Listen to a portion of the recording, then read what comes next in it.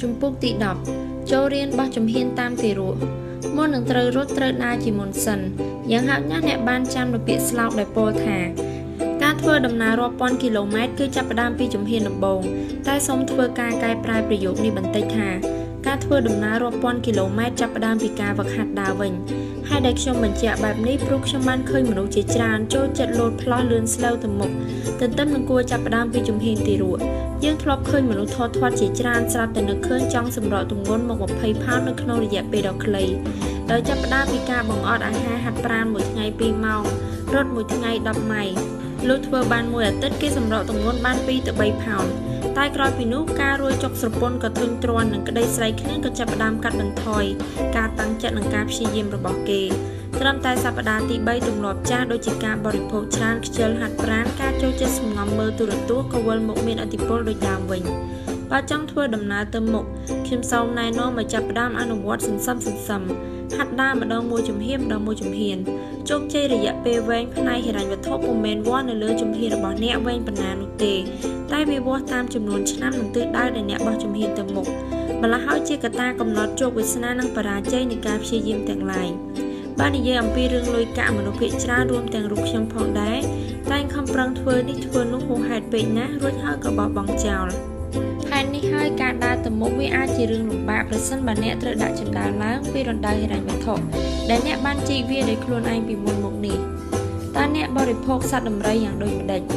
នៅក្នុងផ្នែកទី3នៃក្នុងសៀវភៅនេះខ្ញុំនឹងអធិប្បាយអំពី7ដំណាក់កាលឆ្ពោះទៅរកផ្នែកស្ដាំនៃចរន្តប្រាក់4ផ្នែកខ្ញុំបានអនុវត្តតាមដំណាក់កាលទាំងនេះតាំងពីវ័យ9ឆ្នាំតាមការណែនាំរបស់ឪពុកអ្នកមានវិធីរបស់ឪពុកអ្នកមានត្រូវបានខ្ញុំអនុវត្តជាប្រចាំពលគឺមួយជីវិតរបស់ខ្ញុំចំពោះអ្នកខ្លះដំណាក់កាលទាំង7អាចជារឿងពិបាកมันអាចទទួលយកបានហើយវាជាការពិតដែលពិបាកដោយសម្ដីដែលគេនិយាយមែនប្រសិនបើអ្នកធ្វើឲ្យវាស្រេចហួសពេកខ្ញុំបាននឹកទៅដល់សម្ដីពាក្យស្លោកមួយដែលថាតើអ្នកបរិភោគសត្វដំរីយ៉ាងដូចម្ដេចចម្លើយគឺត្រូវបរិភោគម្ដងមួយម៉ាត់នេះហើយជាវិធីដែលខ្ញុំណែនាំនៅក្នុងខណៈពេលដែលអ្នកបាក់ទឹកចិត្តនៅពេលដែលត្រូវរៀនសូត្រពីអ្វីដែលសន្ធឹកសន្ធាប់នៅក្នុងខណៈពេលបោះជំហានឆ្លងពីផ្នែក E និងផ្នែក H ឆ្ពោះទៅកាន់ផ្នែក B និង I នៃចរន្តប្រាក់4ផ្នែកសូមធ្វើចិត្តឲ្យស្ងប់ស្ងាត់ហើយសញ្ជឹមគិតថាដើម្បីបដូរពីផ្នែកមួយទៅផ្នែកមួយវាពុំមែនគ្រាន់តែជាការប្រើគំនិតប៉ុណ្ណោះទេតែវាតម្រូវឲ្យវឹកហាត់ផ្នែកផ្លូវចិត្តផងដែរបន្ទាប់ពីហាត់ដើរតាមដំណើរទីរួចបានពី6ខែទៅ1ឆ្នាំហើយអ្នកក៏នឹងអាចដើរបានស្ទាត់បន្តិចរួចពីនោះទើបចាប់ផ្ដើមរត់អ្នកត្រូវចេះដើរសិនមុននឹងរត់នេះគឺជាគោលការណ៍ដែលខ្ញុំណែនាំតែបើអ្នកមិនចូលចិត្តវិធីនេះទេអ្នកអាចធ្វើត្រាប់តាមមនុស្សរាប់លានអ្នកដែលចង់ឲ្យខ្លួនមានវិធីងាយស្រួលឆាប់រហ័សគឺទិញឆ្នោត 4-10 សន្លឹកសាកមើលអ្នកមើលឃើញតើអ្នកអាចមានសំណាងល្អក៏មានដែរយកឈ្នះភាពអសកម្មមានឧបសគ្គដែលធ្វើឲ្យមនុស្សផ្នែក E និង F ពិបាកបដូរទៅក្នុងផ្នែក E និង I គឺមកពីពួកគេខ្លាចខុសពួកគេតែងតែនិយាយថាខ្ញុំខ្លាចធ្លាក់ទឹកឬថាខ្ញុំចង់បានព័ត៌មានច្រើនជាងនេះឬក៏ជួយណែនាំសៀវភៅល្អៗខ្លះបានទេការភ័យខ្លាចនិងភាពមិនប្រក្រតីនៅក្នុងចិត្តធ្វើឲ្យពួកគេជាប់នៅក្នុងរណ្ដៅចាស់ខ្ញុំសង្ឃឹមថាការចំណាយពេលតាមសម្រួលដើម្បីអានឲ្យបានចប់ទាំង7ដំណាក់កាលហើយធ្វើឲ្យលំហាត់នៅខាងចុងដំណាក់កាលនីមួយៗដែលមានដាក់ភ្ជាប់មកនៅក្នុងផ្នែកប្រតិបត្តិនឹងជួយឲ្យអ្នកបោះជំហានទៅដោយជោគជ័យទៅក្នុងផ្នែក B និង I ការប្រតិបត្តិតាមដំណាក់កាលទាំង7នឹងជួយឲ្យអ្នកមានឱកាសបានមើលឃើញពិភពលោកថ្មីជាពិភពអាចផ្លាស់ប្ដូរដោយក្តីសង្ឃឹមបន្ទាប់ពីនោះគ្រាន់តែបោះជំហានតេស្តតាមរបៀបជាទីរួចបន្ទាប់ជាការស្រេចពាក្យឃោសនារបស់ Nike គឺ just do it ធ្វើភ្លាមទៅបានផ្ដល់អត្ថន័យគ្រប់គ្រាន់ពិសេសណាស់តែគួរឲ្យសោកស្ដាយដែលសាលារៀនរបស់យើងត្រឹមតែបង្រៀនថាកុំធ្វើខុសជាហេតុធ្វើឲ្យអ្នករៀនបានខ្ពស់ជាច្រើនមិនហ៊ានធ្វើអ្វីសោះព្រោះខ្លាចមានកំហុសមេរៀនដែលសំខាន់បំផុតដែលខ្ញុំបានរៀនសូត្រនៅក្នុងឋានៈជាគ្រូគឺការរៀនសូត្រដ៏ពិតប្រាកដត្រូវតែជាការរៀនសូត្រទាំងផ្នែកចិត្តផ្នែកគំនិតនិងអារម្មណ៍ទាំងផ្នែករាងកាយនេះជាហេតុផលដែលថាហេតុអ្វីត្រូវមានការប្រតិបត្តិជាមុនទើបទទួលជ័យជំនះបើអ្នកចាប់ផ្ដើមធ្វើឲ្យមានកំហុសយ៉ាងហោចណាស់អ្នកក៏បានរៀនសូត្រពីអ្វីមួយយ៉ាងមិនថាជាផ្នែកចិត្តគំនិតអារម្មណ៍ឬរាងកាយឬទាំង3យ៉ាងតែម្ដងអ្នកដែលរងចាំរកឃើញតែចម្លើយត្រឹមត្រូវឥតខ្ចោះច្រើនតែកើតជំងឺពិការភាពផ្នែកវិភាគដែលតែងតែកើតមាននៅក្នុងចំណោមអ្នកដែលរៀនបានខ្ពស់ជាច្រើនដែលទីបំផុតពួកគេនៅតែកិច្ចមិនផុតពីការរៀនសូត្រហើយជួបកំហុសឆ្គងដូចជាការរៀនដើររៀនជិះកង់ ដែលត្រូវដួលហើយក្រោកដូចជាពួកយើងដដែលអ្នកដែលមិនហ៊ានធ្វើអ្វីសោះដោយសារតែខ្លាចខុសអាចជាវិធីគិតដ៏ឆ្លាតតែពួកគេអាចពិការផ្នែកអារម្មណ៍និងរាងកាយទៅវិញកាលពីប្រមាណឆ្នាំមុននេះមានការស្រាវជ្រាវតាក់ទងទៅនឹងអ្នកមាននិងអ្នកក្រទូទាំងពិភពលោកដើម្បីរកឲ្យឃើញថាតើអ្នកដែលកើតមកក្រអាចប្រែត្រឡប់ក្លាយទៅជាអ្នកមានដោយវិធីណាការសិក្សាស្រាវជ្រាវនេះរកឃើញថាពួកគេមានគុណសម្បត្តិ3ប្រការដែលមិនអាចអាស្រ័យថាគេជាជនជាតិណាក៏ដោយគឺទី1ពួកគេមានទស្សនវិស័យជាក់លាក់និងមានផែនការរយៈពេលវែងទី2ពួកគេសុខចិត្តរងចាំទទួលផ្លែផ្កាសម្រាប់ថ្ងៃអនាគត3ពួកគេប្រើសក្តានុពលដើមបូកការឲ្យបានចំណេញច្រើនបំផុតនៅទីបំផុតលទ្ធផលនៃការសិក្សាស្រាវជ្រាវបញ្ជាក់ឲ្យដឹងថាក្រុមនេះមានទស្សនកម្មនិងរៀបចំផែនការរយៈពេលវែងឲ្យដឹងថានៅទីបំផុតគេនឹងសម្រេចគោលដៅផ្នែកហិរញ្ញវត្ថុដែលប្រកាន់ជំហរយ៉ាងរឹងមាំទៅតាមក្តីស្រមៃនិងទស្សនកម្មពួកគេសុខចិត្តលះបង់អ្វីគ្រប់យ៉ាងនៅក្នុងរយៈពេលខ្លីដើម្បីទទួលជោគជ័យនៅក្នុងរយៈពេលវែងដែលចាត់ទុកថាជាការសុខចិត្តរងចាំទទួលលទ្ធផលនៅក្នុងពេលអនាគតលោក Albert Einstein នឹកស្ញប់ស្ញែងជាខ្លាំងពេលឃើញចំនួនប្រាក់កើនឡើងទ្វេដងដោយអានុភាពនៃប្រាក់បូកដើមគាត់លើកទឹកចិត្តថាការប្រាក់បូកដើមគឺជារឿងអស្ចារ្យបំផុត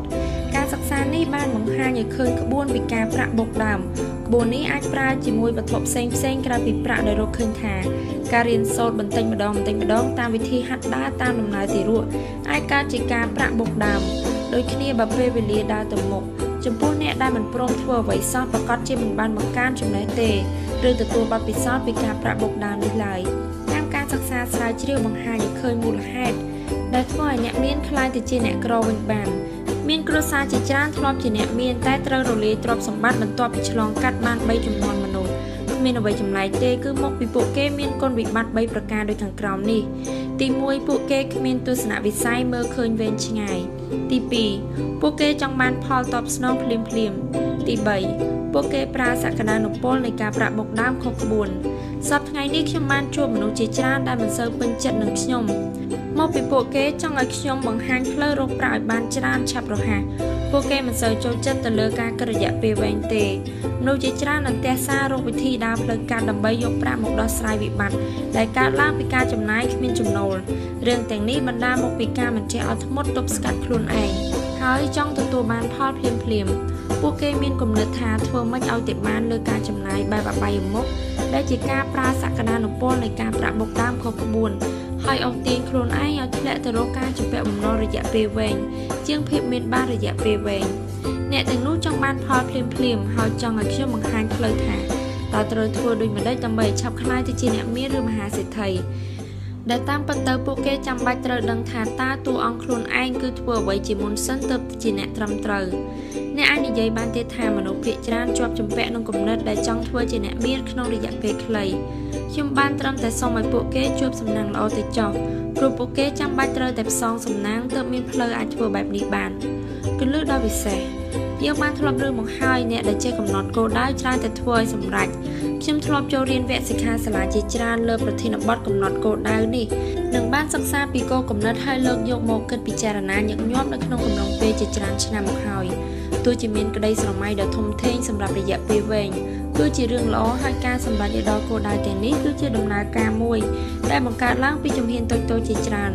ទន្ទឹមនឹងខំប្រឹងប្រែងហួសពីកម្លាំងអ្នកគួរតែបន្ថយវាមកវិញខ្លះពេញចិត្តនឹងជំហានខ្លីៗព្រោះជំហានខ្លីៗនេះវាល្មមគ្រប់គ្រាន់ឲ្យអ្នករំកិលទៅរកក្តីស្រមៃនិងគោលដៅរបស់ខ្លួន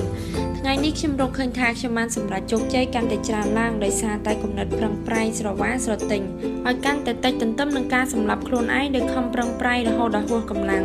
ឧទាហរណ៍រឿងនេះខ្ញុំសរសេរគោលដៅថានឹងស្ដាប់កាសែតឲ្យបាន2ដងក្នុងមួយសប្តាហ៍ដែលតាមពិតទៅបើខ្ញុំពេញចិត្តខ្ញុំអាចស្ដាប់ដដែលនោះ2ឬ3ដងឬលើសពីនេះទៅទៀតក៏បានឲ្យតែចាត់ទុកថានៅក្នុងគោលដៅប្រចាំសប្តាហ៍របស់ខ្ញុំជាដដែលគឹមនិងខ្ញុំបានដាក់គោលដៅថានឹងចូលរៀនវគ្គសិក្ខាសាលាតាក់ទងនឹងផ្នែក B និងអាចយ៉ាងតិច2ដងក្នុងមួយឆ្នាំពួកយើងបានចេញទៅសម្រាករំហែកាយរួមជាមួយនឹងអ្នកជំនួយផ្នែក B និងអាចឲ្យបានរៀនសូត្រពីអ្វីៗជាច្រើនខណៈពេលកំពុងដើរកម្សាន្តសម្រាករួមទាំងពេលទទួលទានអាហារជាមួយអ្នកផងទាំងពួងពួកយើងសម្រេចគោលដៅតាមសម្រួលគ្មានភាពតានតឹងអ្វីនោះទេនេះជាវិធីមិនចាំបាច់ប្រឹងប្រែងខ្លាំងក្លានោះទេតែយើងសម្រេចគោលដៅធំៗហើយជាក់លាក់ទៀតផងគ លើសនៃការវិនិយោគគឺដាក់គោលដៅធំៗឲ្យបង្កើតប្រព័ន្ធរួចដើរសន្សំតាមជំហានទីរួចបន្ទាប់ពីចេះដឹងមានបទពិសោធន៍ច្រើនគួរសមចាំពង្រីកទំហំនៃការវិនិយោគបន្តិចម្ដងអ្នកត្រូវតែចេះទប់ខ្លួនឯងកុំឲ្យទាញទៅរកអ្វីដែលស្រណុកស្រុកស្រួលហួសហេតុពេកនេះជាវិធីដែលខ្ញុំនិងគីមបានធ្វើកន្លងមកគ្មានអ្វីជាកំហុសទេបើយើងដាក់គោលដៅតូចៗឆ្ពោះទៅរកឯករាជ្យភាពផ្នែកហិរញ្ញវត្ថុវិធីនេះក៏អាចប្រើការបានធ្វើឲ្យយើងមានរូបរាងយ៉ាងពិតប្រាកដខ្ញុំហាត់ប្រាណជាមួយនឹងគ្រូបង្វឹកដ៏តឹងរ៉ឹងដែលណែនាំឲ្យខ្ញុំអនុវត្តតាមគោលដៅតូចៗជាប្រចាំសប្តាហ៍គោលដៅទាំងនេះត្រូវបង្កើតឡើងឲ្យកាន់តែច្រើនតាមរាងកាយរបស់ខ្ញុំដែលកាន់តែរឹងប៉ឹងឡើងធ្វើឲ្យខ្ញុំសម្រេចគោលដៅធំដែលបានកំណត់ទុកហេតុនេះចូលកំណត់គោលដៅឲ្យធំហើយធ្វើវាមួយថ្ងៃបន្តិចម្ដងខ្ញុំសូមណែនាំឲ្យកំណត់គោលដៅជាប្រចាំថ្ងៃដែលយើងអាចធ្វើបាននឹងផ្ដល់ផ្លែផ្កាវិជ្ជមានដែលជួយទាញអ្នកឲ្យដើរទៅដល់គោលដៅធំនោះគឺជាការឆ្លងពីផ្នែកខាងឆ្វេងមកផ្នែកខាងស្ដាំនៃចរន្តប្រាក់4ផ្នែកចង់ក្លាយទៅជាអ្នកមានអ្នកត្រូវបដូរទម្លាប់ខ្លួនឯងគេនិយាយប្រាប់ខ្ញុំជារឿយៗថាខ្ញុំបានផ្លាស់ប្ដូរទម្លាប់ហើយនៅពេលដែលអ្នកដទៃបានលើដូច្នេះគេក៏ងក់ក្បាលហើយយល់ស្របរួចហើយនិយាយថាមែនហើយទម្លាប់បានផ្លាស់ប្ដូរមែនហើយគ្មានអ្វីដូចដើមទៀតទេតែក្រោយមកទៀតពួកគេនៅតែធ្វើរឿងដដែលដូចដើមរបាយការណ៍ហិរញ្ញវត្ថុនៅក្នុងយុគឧស្សាហកម្មខណៈពេលដែលខ្ញុំបង្រៀនមុខវិជ្ជារៀបចំផែនការហិរញ្ញវត្ថុខ្ញុំក៏ចាប់ផ្ដើមដោយការសូមឲ្យសិស្សបំពេញតួលេខហិរញ្ញវត្ថុរបស់ខ្លួននៅលើក្រដាសជារឿយៗវាបានក្លាយទៅជាបទពិសោធន៍ដែលផ្លាស់ប្ដូរជីវិតរបស់ពួកគេតែម្ដងរបាយការណ៍ហិរញ្ញវត្ថុប្រៀបបីដូចជាការឆ្លុះបញ្ចាំងកាំរស្មីឥដ្ឋដើម្បីឲ្យអ្នកបានឃើញអ្វីដែលភ្នែកមើលមិនឃើញបន្ទាប់មកបំពេញរបាយការណ៍ហិរញ្ញវត្ថុរបស់ពួកគេហើយយើងនឹងអាចមើលឃើញដោយងាយបំផុតថា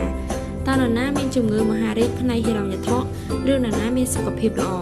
ភាគច្រើនអ្នកដែលកើតជំងឺមហារីកគឺជាអ្នកដែលមានផ្នត់គំនិតនៅក្នុងយុគឧស្សាហកម្ម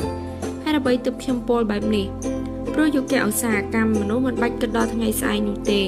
បើអ្នកខំប្រឹងធ្វើការថៅកែនឹងរត់នឹងគិតគូរអនាគតឲ្យនេះគឺជាហេតុផលដែលថាហើយអ្វីទើបមិត្តភ័ក្តិជាច្រើននឹងគ្រួសារខ្ញុំណែនាំឲ្យខ្ញុំចូលបម្រើការងាររដ្ឋឬរកការងារណាដែលមានប្រាក់ឧបត្ថម្ភសោធននិវត្តន៍ច្រើនការណែនាំអស់ទាំងនេះគឺជាការណែនាំដែលឈលលើគោលការណ៍នៅក្នុងយុគឧស្សាហកម្មឬជាផ្នត់គំនិតក្នុងយុគឧស្សាហកម្មឬជាគំនិតពឹងផ្អែកទៅលើស្ថាប័នទោះជាបច្ចុប្បន្នច្បាប់បានផ្លាស់ប្ដូរអស់ទៅហើយតែមនុស្សជាច្រើននៅមិនទាន់ផ្លាស់ប្ដូរច្បាប់ហិរញ្ញវត្ថុរបស់ខ្លួននៅឡើយទេហើយនៅតែចាយវាប្រៀបដូចជាគ្មានអ្វីត្រូវព្រួយបារម្ភអំពីថ្ងៃស្អែកបន្តិចណាសោះនៅពេលខ្ញុំបានអានរបាយការណ៍ហិរញ្ញវត្ថុរបស់នរណាម្នាក់ខ្ញុំអាចទស្សន៍ទាយអនាគតរបស់ពួកគេដោយគ្មានការលំបាកឡើយតើជីវិតថ្ងៃស្អែកមានអ្វីកើតឡើងដើម្បីឲ្យងាយយល់ខាងក្រោមនេះជាអ្វីដែលខ្ញុំមើលឃើញនៅក្នុងរបាយការណ៍ហិរញ្ញវត្ថុរបស់គេម្នាក់អ្នក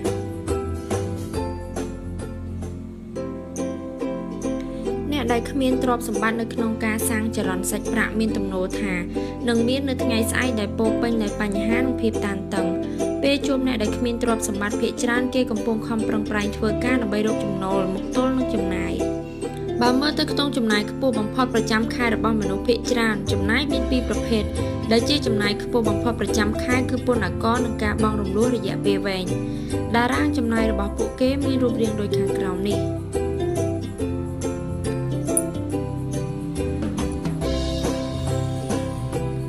និយាយមួយរបៀបថាគឺរដ្ឋាភិបាលនិងធនាគារបានយកប្រាក់មុននឹងពួកគេទទួលបានទៅទៀត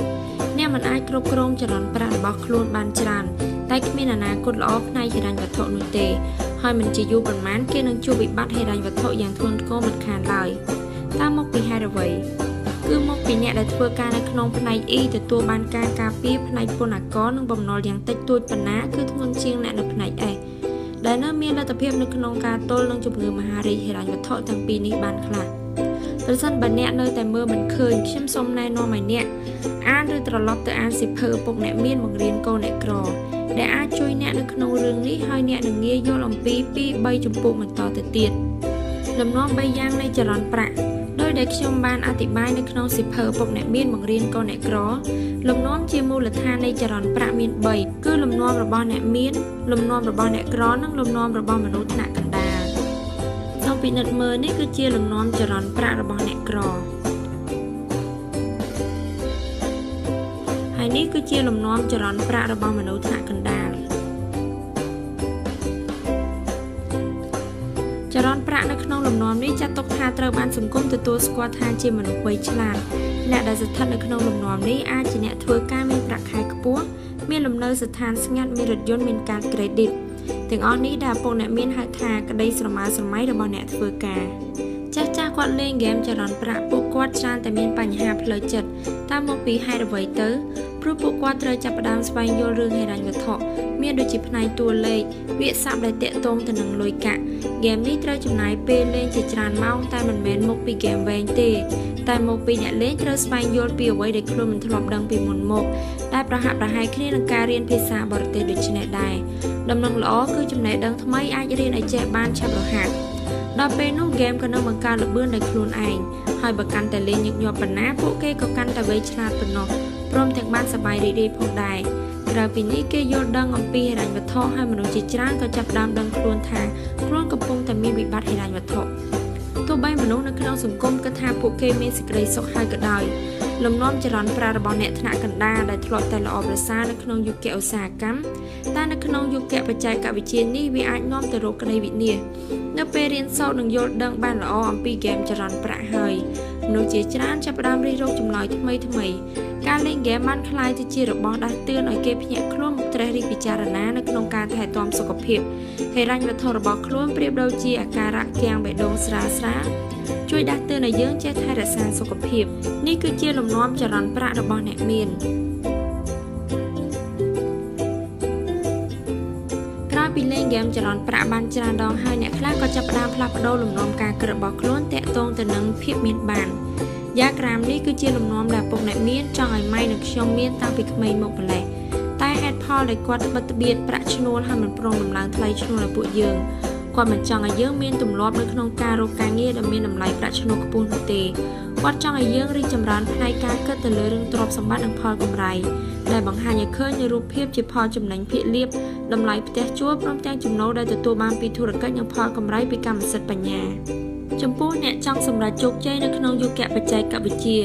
បើគេកាន់តែអភិវឌ្ឍភាពវៃឆ្លាតផ្នែកហិរញ្ញវត្ថុនិងអារម្មណ៍បានលឿនពួកគេក៏នឹងទទួលអារម្មណ៍ថាមានស្ថិរភាពនិងឯករាជ្យផ្នែកហិរញ្ញវត្ថុបានល្អដែរនៅក្នុងសម័យដែលស្ថិរភាពក្នុងទូនាទីការងារចេះតែធ្លាក់ចុះខ្សោយជាលំដាប់លំនាំចរន្តប្រាក់នេះក៏មើលទៅកាន់តែសមហេតុផលនៅក្នុងក្រសែភ្នែករបស់ខ្ញុំហើយចាប់ផ្ដើមទទួលបានលំនាំចរន្តប្រាក់បែបនេះយើងត្រូវងាកដើរតាមគំនិតរបស់មនុស្សផ្នែក B និង A មិនមែនដើរតាមគំនិតរបស់មនុស្សផ្នែក E និង S នោះទេតារាងនេះខ្ញុំហៅថារបាយការណ៍ហិរញ្ញវត្ថុនៅក្នុងយុគបច្ចេកវិទ្យាព្រោះចំណូលកើនឡើងមកពីទិន្នន័យប៉ុណ្ណាពុំមែនបានមកពីការធ្វើការធ្ងន់នោះទេក្នុងសម័យបច្ចេកវិទ្យាគំនិតនៃការធ្វើការធ្ងន់មិនដូចជាយុគកសិកម្មនិងឧស្សាហកម្មឡើយក្នុងយុគបច្ចេកវិទ្យាមនុស្សដែលធ្វើការធ្ងន់បំផុតផ្នែកកម្លាំងពលកម្មនឹងទទួលបានប្រាក់ឈ្នួលក្រោយគេនេះគឺជារឿងដែលកើតឡើងពិតប្រាកដនៅក្នុងពេលបច្ចុប្បន្ននេះទោះបីជាយ៉ាងណាក្តីពេលគេនិយាយថាចូលកុំធ្វើការធ្ងន់តែធ្វើការឲ្យឆ្លាតគេមិនបានសំដៅដល់ការងារយ៉ាងឆ្លាតនៅក្នុងឋានៈមនុស្សផ្នែក E និង S នោះទេតែសំដៅទៅលើការធ្វើការយ៉ាងឆ្លាតនៅក្នុងផ្នែក B និង I ប៉ុណ្ណោះនេះគឺជាគំនិតនៅក្នុងយុគបច្ចេកវិទ្យាហើយវាជាហេតុផលដែលធ្វើឲ្យភាពវៃឆ្លាតផ្នែកហិរញ្ញវត្ថុនិងផ្នែកអារម្មណ៍កាន់តែមានសារៈសំខាន់នាពេលអនាគតអ្វីទៅជាចម្លើយតាមចម្លើយរបស់ខ្ញុំគឺត្រូវស្វែងរកចំណេះដឹងឲ្យខ្លួនឯងដើម្បីមានគំនិតដូចទៅនឹងអ្វីដែលអ្នកបានគិតឬបាននិយាយមួយបែបទៀតគឺត្រូវគិតទៅតាមគំនិតរបស់មនុស្សផ្នែក B និង I នេះឯងទោះជាយ៉ាងណាក្តីមធ្យោបាយមិនមែនងាយស្រួលដូចជាការវិលត្រឡប់ទៅកាន់មុខវិជ្ជាមួយចំនួននោះទេព្រោះដើម្បីឲ្យសម្រេចជោគជ័យនៅក្នុងផ្នែក B និង I ចាំបាច់ត្រូវតែមានភាពវៃឆ្លាតផ្នែកហិរញ្ញវត្ថុភាពវៃឆ្លាតជាប្រព័ន្ធនិងភាពវៃឆ្លាតផ្នែកអារម្មណ៍ដែលរបស់ទាំងអស់នេះគ្មានបង្រៀននៅក្នុងសាលារៀននោះទេហេតុផលដែលរឿងនេះពិបាករៀនព្រោះមនុស្សចាស់ភាគច្រើនត្រូវជាប់ជំពាក់នឹងគំនិតដែលថាធ្វើការធ្ងន់ដើម្បីបានប្រាក់មកចាយវាយអស់ទៅហើយនៅពេលគិតបារម្ភពីរឿងហិរញ្ញវត្ថុពួកគេក៏វាវៃទៅខំប្រឹងប្រែងធ្វើការកាន់តែធ្ងន់លុះពេលត្រឡប់ទៅផ្ទះវិញឃើញព័ត៌មានផ្សារហ៊ុនឡើងចុះការគិតបារម្ភក៏កាន់តែធ្ងន់ធ្ងរលើសដើមទើបពួកគេងាកទៅទិញផ្ទះឡានថ្មីឬចាញ់ទៅវាយកូនហ្គោលដើម្បីបន្ធូរអារម្មណ៍ប៉ុន្តែបញ្ហានៅត្រង់ថាលុះដល់ពេលព្រឹកឡើងថ្ងៃច័ន្ទក្តីព្រួយបារម្ភក៏វិលទៅត្រឡប់ធ្វើការសាជាថ្មីតែអ្នកចាប់ផ្ដើមគិតឲ្យដូចអ្នកមានដោយវិធីណាមានគេសួរខ្ញុំថាតើត្រូវចាប់ផ្ដើមគិតឲ្យដូចអ្នកមានដោយវិធីណាខ្ញុំតែងតែណែនាំឲ្យចាប់ផ្ដើមបន្តិចម្ដងនឹងត្រូវស្វែងរកចំណេះដឹងជាមុនពុំមែនហក់ផ្លោតតម្រង់ទៅធ្វើវិនិយោគភ្លាមនោះទេ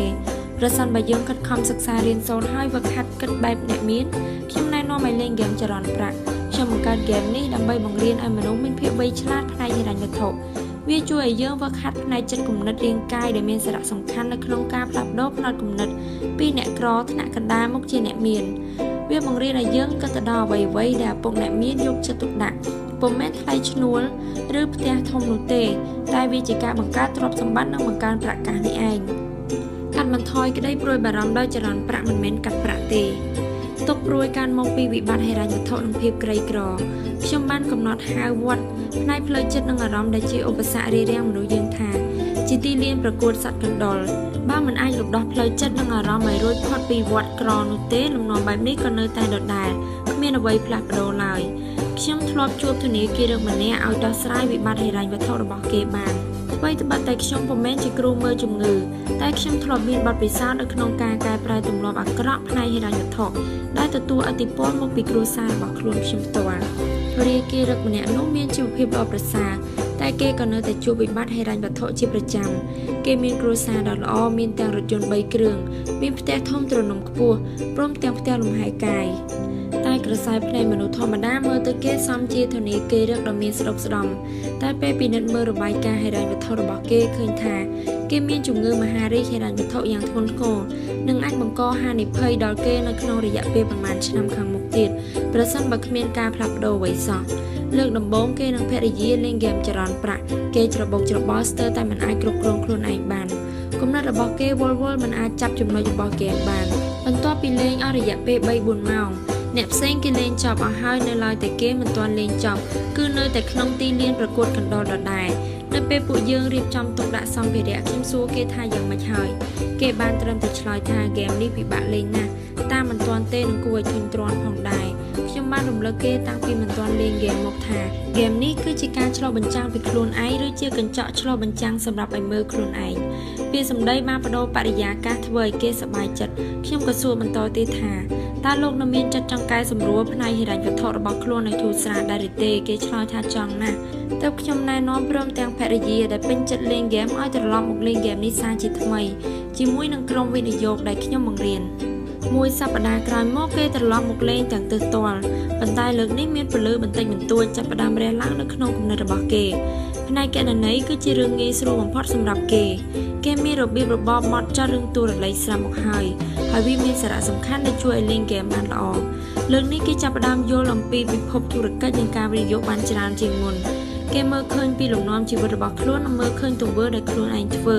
និងជួបវិបត្តិហិរញ្ញវត្ថុ4 ម៉ោងក្រោយមកគេនៅតែមិនទាន់លេងហ្គេមចប់តែគេចាប់ផ្ដើមយល់ខ្លះៗហើយបានធ្វើសំណូមពរថានឹងត្រឡប់មកលេងហ្គេមម្ដងទៀតលើកទី3គេក្លាយទៅជាមនុស្សថ្មីគេអាចបញ្ជាហ្គេមគណនេយ្យនិងការវិនិយោគរបស់ខ្លួនបានគេមានទំនុកចិត្តជាងមុនហើយអាចចេញពីទីលានប្រកួតកណ្ដុរឆ្ពោះទៅកាន់ផ្លូវធំបានពេលត្រឡប់ទៅវិញគេទិញហ្គេមយកទៅផ្ទះហើយនិយាយថាខ្ញុំនឹងយកទៅបង្រៀនកូនរបស់ខ្ញុំលើកទី4គេនិយាយថាចំណាយផ្ទាល់ខ្លួនរបស់គេបានថយចុះគេបានផ្លាស់ប្ដូរទម្លាប់ចាយវាឲ្យប្រត់ព្រៀងជាងមុនក្នុងការចាយកាតក្រេឌីតក្រោយពីនេះគេប្រឹងប្រែងយកចិត្តទុកដាក់រៀនសូត្រពីការវិនិយោគនិងខិតខំបង្កើនទ្រព្យសម្បត្តិគំនិតរបស់គេពេលនេះស្ថិតនៅលើផ្លូវដែលធ្វើឲ្យគេក្លាយទៅជាមនុស្សដែលមានគំនិតស្របតាមយុគបច្ចេកវិទ្យាហើយលេងលើកទី5គេលេងហ្គេមចរន្តប្រាក់202ដែលជាហ្គេមនៅក្នុងកម្រិតកាន់តែពិបាកសម្រាប់អ្នកលេងហ្គេមចរន្តប្រាក់101បានស្ទាត់ល្អហើយពេលនេះគេមានសមត្ថភាពគ្រប់គ្រាន់នៅក្នុងការលេងហ្គេមហើយស្រែកឃ្លានចង់លេងហ្គេមដែលលឿនហើយប្រថុយដូចអ្វីដែលអ្នកផ្នែក B នឹងអាចលេងដំណឹងល្អបំផុតគឺគេអាចបង្កប់បញ្ជាលើអនាគតហិរញ្ញវត្ថុរបស់ខ្លួនបានហើយគេបានផ្លាស់ប្ដូរខុសគ្នាដាច់ស្រឡះកាលពីពេលដំបូងដែលខ្ញុំបានជួបដែលបដូរពីអ្នកដែលមកសុំខ្ញុំឲ្យធ្វើហ្គេមចរន្តប្រាក់ងាយស្រួលកាលពីលេងលើកដំបូងគឺប្រហែលសប្តាហ៍បន្ទាប់ពីចង់ឲ្យអ្វីៗមានភាពងាយស្រួលគេបែរជាចង់សាកល្បងអ្វីដែលកាន់តែពិបាកទៅវិញហើយឃើញអនាគតហិរញ្ញវត្ថុរបស់ខ្លួននៅក្នុងផ្លូវល្អផងដែរគេបានណែនាំខ្លួនឯងឲ្យរៀនសូត្រកាន់តែច្រើនតាមយន្តការរៀនសូត្រផ្ទាល់តាមរយៈការលេងហ្គេមទាំងផ្នែកចិត្តគំនិតនិងអារម្មណ៍តាមគំនិតរបស់ខ្ញុំហ្គេមជាឧបករណ៍បង្រៀនពិសេសព្រោះវាធ្វើឲ្យអ្នកលេងហ្គេមបានចូលស៊ុបទៅក្នុងការរៀនសូត្រយ៉ាងពេញទំហឹងហើយវាធ្វើឲ្យជក់ចិត្តផងដែរការលេងហ្គេមនេះផ្ដល់អំណោយផលល្អទាំងចិត្តស្មារតីនិងរាងកាយផងដែរ7 ដំណាក់កាលដើម្បីស្វែងរកផ្លូវហិរញ្ញវត្ថុឲ្យបានលឿនជំពូកទី11ដំណាក់កាលទី1 ប្រើពេលវេលាដើម្បីបង្កើតអាជីវកម្មផ្ទាល់ខ្លួនមើលទៅឃើញថាយើងកំពុងតែធ្វើការជាទម្ងន់សម្រាប់ឲ្យអ្នកដទៃកាន់តែថែមទៀតមែនដែរឬទេសូមងាកមើលពីដំបូងនៃជីវិតមនុស្សភាគច្រើនត្រូវបានគេបង្រៀនឲ្យយកចិត្តទុកដាក់ទៅលើការងារអ្នកដទៃនិងជួយឲ្យអ្នកដទៃមានបានទៅតាមការណែនាំបែបបទមិនដឹងចប់ផ្សេងៗដូចខាងក្រោមនេះទៅសាលារៀនឲ្យពូកែឯងនឹងមានប្រាក់ខែច្រើនមានស្ថិរភាពមានប្រាក់សោធននិវត្តន៍ខ្ពស់ខំធ្វើការច្រើនដើម្បីមានប្រាក់ទិញផ្ទះដោយសុបិនព្រោះផ្ទះនេះហើយជាទ្រព្យសម្បត្តិនិងជាការវិនិយោគដ៏សំខាន់បំផុតបានប្រាក់កម្ចីច្រើនសម្រាប់ទិញផ្ទះគឺជារឿងសំខាន់ព្រោះរដ្ឋបានផ្ដល់សិទ្ធិបញ្ចុះពន្ធលើការប្រាក់ដែលបង់ពន្ធនោះទិញសិនទៅចាំបង់រំលោះតាមក្រោយកក់បន្តិចបន្តួចបង់រំលោះតាមស្រួលឬសូមអញ្ជើញនាំគ្នាមកសន្សំសំចៃអ្នកដែលធ្វើតាមការណែនាំនេះតែងតែក្លាយទៅជាទី1នយោជិតដែលធ្វើការឲ្យនយោជកនិងម្ចាស់ក្រុមហ៊ុនមានបានទី2កូនបំណុលដែលធ្វើឲ្យធនាគាររឹតនិងម្ចាស់បំណុលមានបានទី3អ្នកបង់ពន្ធធ្វើឲ្យរដ្ឋាភិបាលមានបានទី4អ្នកប្រើប្រាស់ធ្វើឲ្យធុរជនមានបានទន្ទឹមនឹងត្រូវរកផ្លូវលឿនសម្រាប់ខ្លួនឯងមានបានពួកគេបែរជាជួយឲ្យអ្នកដទៃឆាប់មានបានរហ័សទៅវិញទន្ទឹមនឹងត្រូវយកចិត្តទុកដាក់ទៅលើធុរកិច្ចរបស់ខ្លួនពួកគេបែរជាទៅធ្វើការពេញមួយជីវិតដើម្បីតែអ្នកដទៃបើពិនិត្យទៅលើរបាយការណ៍ចំណូលចំណាយអ្នកនឹងឃើញថាពួកយើងត្រូវបានគេបង្រៀនតាំងតែពីក្មេងឲ្យយកចិត្តទុកដាក់លើកិច្ចការរបស់អ្នកដទៃហើយប្រងើយកន្តើយនឹងកិច្ចការរបស់ខ្លួនឯងចាប់ផ្ដើមសកម្មភាពយោងតាមរបាយការណ៍ហិរញ្ញវត្ថុរបស់មនុស្សភាគច្រើនមិនសូវជាល្អប៉ុន្មានទេព្រោះពួកគេទទួលបានការបង្រៀនឲ្យធ្វើកិច្ចការសម្រាប់អ្នកដទៃទន្ទឹមនឹងត្រូវគិតទៅលើកិច្ចការរបស់ខ្លួនឯងដើម្បីផ្លាស់ប្ដូរអ្វីដែលកើតឡើងនេះខ្ញុំសូមណែនាំឲ្យប្រតិបត្តិដូចតទៅនេះទី1បំពេញតួរលេខនៅក្នុងរបាយការណ៍ចំណូលចំណាយរបស់អ្នកមុននឹងអាចសម្រេចទៅដល់ទិសដៅអ្នកត្រូវដឹងថាតើពេលនេះខ្លួនកំពុងស្ថិតនៅចំណុចណានេះគឺជាដំណាក់កាលទី1ក្នុងការបញ្ជាប់ជាខ្លួនឯងហើយត្រូវយកចិត្តទុកដាក់ទៅលើកិច្ចការរបស់ខ្លួនឲ្យបានកាន់តែច្រើនហើយមើលរបាយការណ៍ចំណូលនិងចំណាយតាមគំរូដែលមាននៅក្នុងហ្គេមចរន្តប្រាក់2កំណត់គោលដៅផ្នែកហិរញ្ញវត្ថុកំណត់គោលដៅវែងផ្នែកហិរញ្ញវត្ថុថាតើអ្នកចង់ដើរឆ្ពោះទៅរកចំណុចណានៅក្នុងរយៈពេល5ឆ្នាំបន្ទាប់មកត្រូវកំណត់គោលដៅសម្រាប់រយៈពេលខ្លីដែលរួមមកថាតើអ្នកចង់ទៅដល់ណានៅក្នុងរយៈពេល1ឆ្នាំចូលកំណត់គោលដៅស្របតាមការពិតហើយអាចធ្វើទៅបានកគោលដៅហិរញ្ញវត្ថុរបស់ខ្ញុំក្នុងរយៈពេល5ឆ្នាំទី1ខ្ញុំចង់បង្កើតចរន្តប្រាក់ចំណូលគឺចំណូលពីទ្រព្យសម្បត្តិឬចំណូលពីអ្វីដែលអ្នកទទួលបានដោយមិនបាច់ធ្វើការពីទ្រព្យសម្បត្តិរបស់ខ្ញុំឲ្យបានទៅដល់ចំនួនដុល្លារនៅក្នុងមួយខែទី2ខ្ញុំចង់ឲ្យមានការវិនិយោគទាំងនេះនៅក្នុងខ្ទង់ទ្រព្យសម្បត្តិរបស់ខ្ញុំដូចជាអចលនទ្រព្យភាគហ៊ុនធុរកិច្ចនិងផលិតផលទំនិញខគោលដៅហិរញ្ញវត្ថុរបស់ខ្ញុំក្នុងរយៈពេល1ឆ្នាំរបស់ខ្ញុំចង់កាត់បន្ថយបំណុលទី2ខ្ញុំចង់បង្កើតចរន្តប្រាក់ចំណូលពីទ្រព្យសម្បត្តិរបស់ខ្ញុំឲ្យបានចំនួនច្រើនដុល្លារនៅក្នុងមួយខែគោដើម្បីអាចធ្វើបានតាមគោលដៅ5ឆ្នាំរបស់ខ្ញុំនឹងធ្វើរបាយការណ៍ហិរញ្ញវត្ថុសារជាថ្មីដើម្បីបង្ហាញឲ្យឃើញថា5ឆ្នាំតពីនេះទៅរូបភាពរបស់ខ្ញុំនឹងក្លាយទៅជាដូចម្តេចមកដល់ចំណុចនេះអ្នកនឹងអាចដឹងបានថាផ្នែកហិរញ្ញវត្ថុរបស់អ្នកសប្តាហ៍ថ្ងៃកំពុងស្ថិតនៅចំណុចណាហើយបានកំណត់គោលដៅរួចរាល់ហើយអ្នកត្រឹមបាច់ត្រូវកាត់ចង្កូតចរន្តប្រាក់របស់អ្នកដើម្បីឲ្យសម្រេចដល់គោលដៅតាមកំណត់សូមពិនិត្យមើលរូបភាពនៅក្នុងវីដេអូដែលបង្ហាញអំពីតារាងតុល្យការ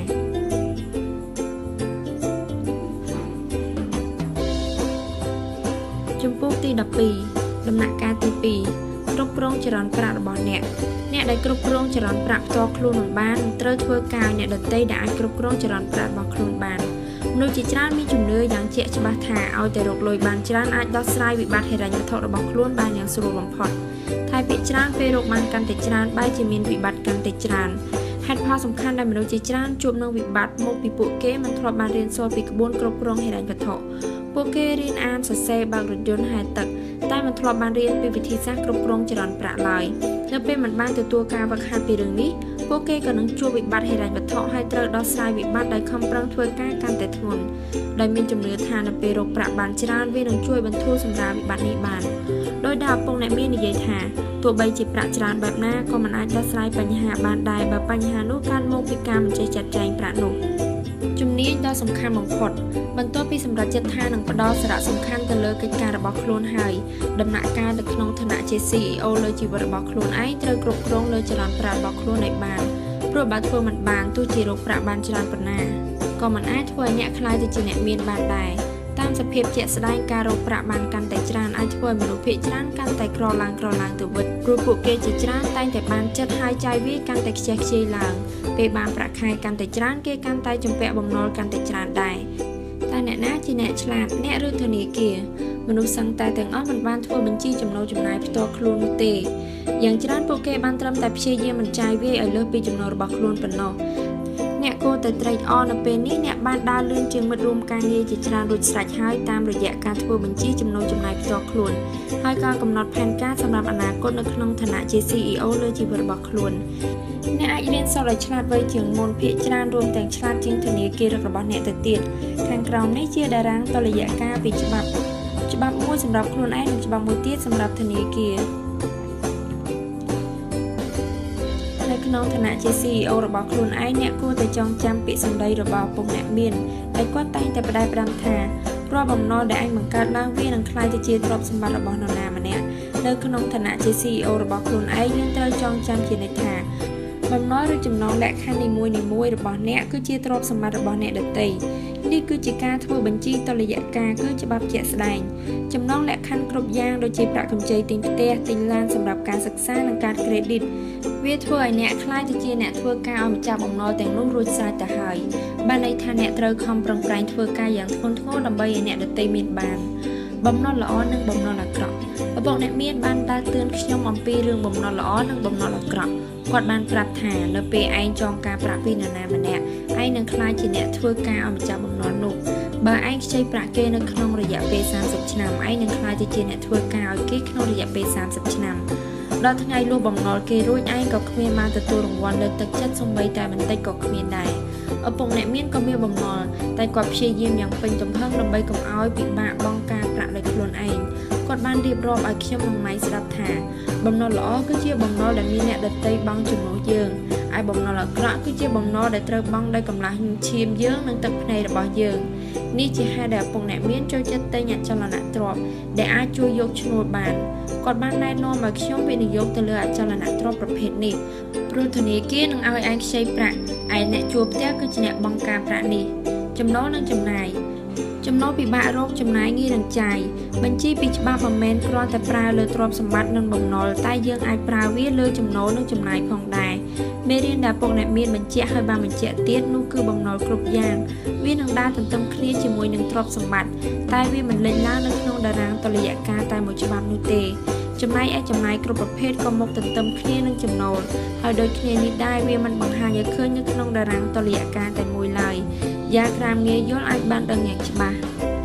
សូមពិនិត្យមើលតារាងតុល្យការនៅក្នុងវីដេអូ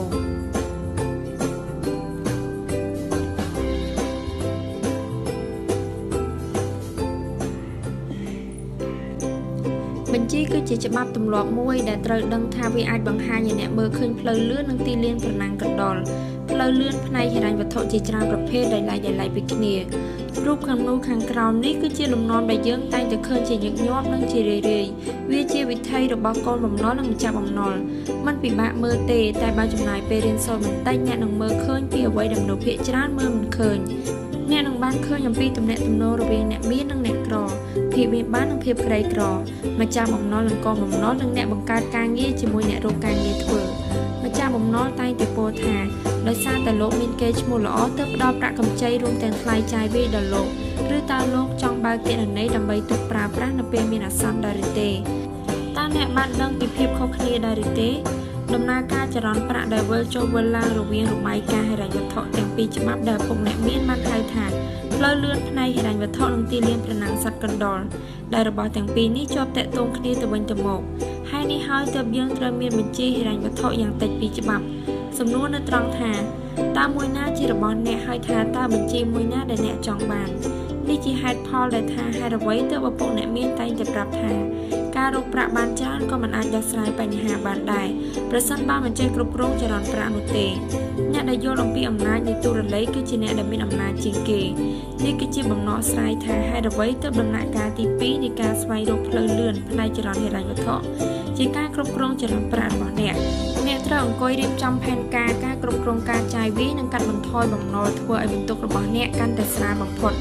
សូមកុំប្រើជីវិតឲ្យហួសពីឋានៈ ទៅក្រោយពីនោះអ្នកនឹងអាចលើកកម្ពស់ឋានៈរបស់ខ្លួនបានល្អប្រសើរចាប់ផ្ដើមសកម្មភាព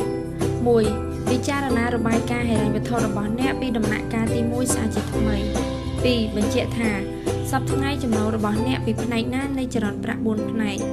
3. កំណត់ទុកថា5ឆ្នាំបន្តពីនេះអ្នកចង់ឲ្យមានចំណូលពីផ្នែកណានៃចរន្តប្រាក់4ផ្នែក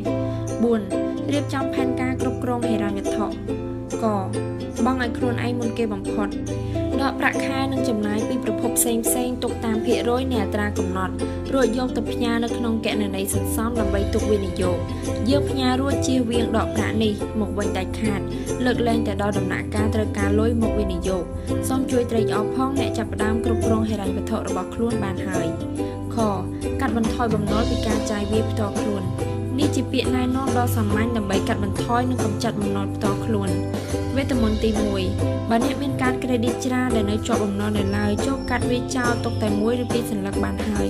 បំណុលដែលជាប់ជំពាក់លើក្រោយនេះត្រូវសងឲ្យអស់ជារៀងរាល់ខែដើម្បីកុំឲ្យមានបំណុលរយៈពេលវែងកើនឡើងតទៅទៀតវេទមន្តទី2សន្សំប្រាក់បន្ថែម$150ទៅ$200នៅក្នុងមួយខែពេលនេះវាអាចជារឿងដែលមិនពិបាកធ្វើប៉ុន្មានទេព្រោះអ្នកទទួលបានចំណេះដឹងផ្នែកហិរញ្ញវត្ថុកាន់តែច្រើនតែបើអ្នកមិនអាចបង្កើនប្រាក់ពី$150ទៅ$200បានទេឯករាជ្យផ្នែកហិរញ្ញវត្ថុរបស់អ្នកអាចគ្រាន់តែជាការស្រមើស្រមៃហើយត្រូវបញ្ចប់វេទមន្តទី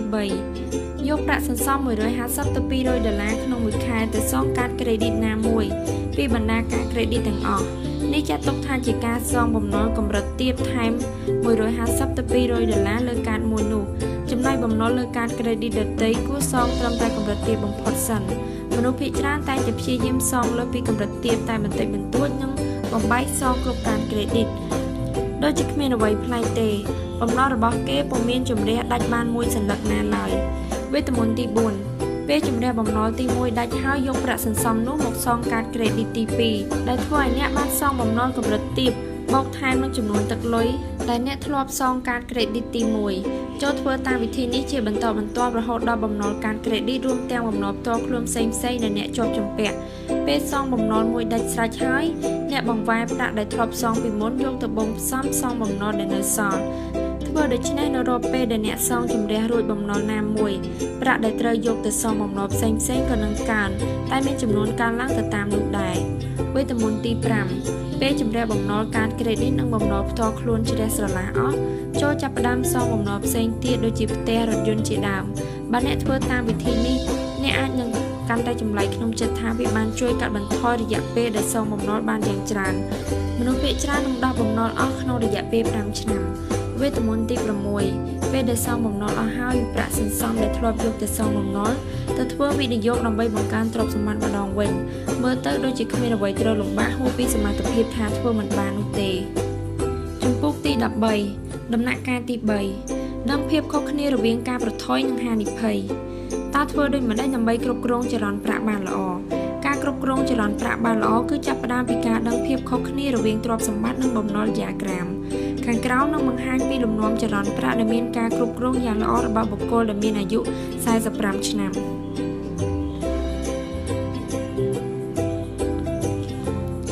ខ្ញុំលើកឧទាហរណ៍ចំពោះមនុស្សដែលមានវ័យ45ឆ្នាំព្រោះវាជាវ័យពាក់កណ្ដាលរវាងអ្នកមានអាយុ25ឆ្នាំដែលមនុស្សភាគច្រើនចាប់ផ្ដើមធ្វើការនឹងអាយុ65ឆ្នាំដែលមនុស្សភាគច្រើនចូលនិវត្តន៍បើអ្នកណាគ្រប់គ្រងចរន្តប្រាក់បានល្អនៅពេលវ័យ45ឆ្នាំក្នុងទ្រព្យសម្បត្តិរបស់គេនឹងវែងជាងបំណុលអ្វីដែលខ្ញុំលើកបង្ហាញនេះគឺអ្នកដែលហ៊ានប្រថុយតែពុំមែនមានហានិភ័យហួសហេតុពេកនោះទេហើយអ្នកនៅក្នុងចំណោម 10% ដំបូងនៃមនុស្សទាំងអស់បើពួកគេចាត់ចែងចរន្តប្រាក់មិនបានល្អហើយមិនដឹងពីភាពខុសគ្នារវាងទ្រព្យសម្បត្តិនិងបំណុលដោយមនុស្ស 90% ដទៃទៀតស្ថានភាពហិរញ្ញវត្ថុរបស់គេនៅពេលអាយុ45ឆ្នាំនឹងមានហានិភ័យនេះគឺជាអ្នកដែលនិយាយថាការវិនិយោគគឺជារឿងដែលមានហានិភ័យដែលវាអាចជាការពិតសម្រាប់ពួកគេហើយវាពិតដូច្នេះមែនប៉ុន្តែអ្វីទាំងអស់ពុំមែនមកពីការវិនិយោគមានហានិភ័យនោះទេតែមកពីពួកគេមិនបានរៀនសូត្រហើយគ្មានបទពិសោធន៍ជាក់លាក់ទៅវិញទេទៅធ្វើឲ្យការវិនិយោគទៅជារឿងដែលមានហានិភ័យបែបនេះចំណេះដឹងផ្នែកហិរញ្ញវត្ថុនៅក្នុងសៀវភៅឪពុកអ្នកមានបង្រៀនកូនអ្នកក្រខ្ញុំបានបរិយាយថាឪពុកអ្នកមានតម្រូវឲ្យខ្ញុំមានចំណេះដឹងផ្នែកហិរញ្ញវត្ថុចំណេះដឹងផ្នែកហិរញ្ញវត្ថុពុំមែនត្រឹមតែការមើលឃើញទូរលេខដោយភ្នែកនោះទេតែវាជាការវឹកហាត់សតិសម្បជញ្ញៈខ្លួនឯងឲ្យបានដឹងថា ចរន្តប្រាក់ហូរពីណាទៅណាឪពុកអ្នកមានធ្លាប់និយាយថាទិសដៅចរន្តប្រាក់គឺជាគន្លឹះមេរៀនដ៏សំខាន់ដូច្នេះផ្ទះអាចជាទ្រព្យសម្បត្តិឬជាបំណុលស្ថិតនៅលើទិសដៅនៃចរន្តប្រាក់បើចរន្តប្រាក់ហូរចូលមកអ្នកផ្ទះគឺជាទ្រព្យសម្បត្តិតែបើវាហូរចេញពីអ្នកផ្ទះគឺជាបំណុលភាពវៃឆ្លាតផ្នែកហិរញ្ញវត្ថុឪពុកអ្នកមានឲ្យនិយមន័យភាពវៃឆ្លាតផ្នែកហិរញ្ញវត្ថុជាច្រើនបែបដូចជា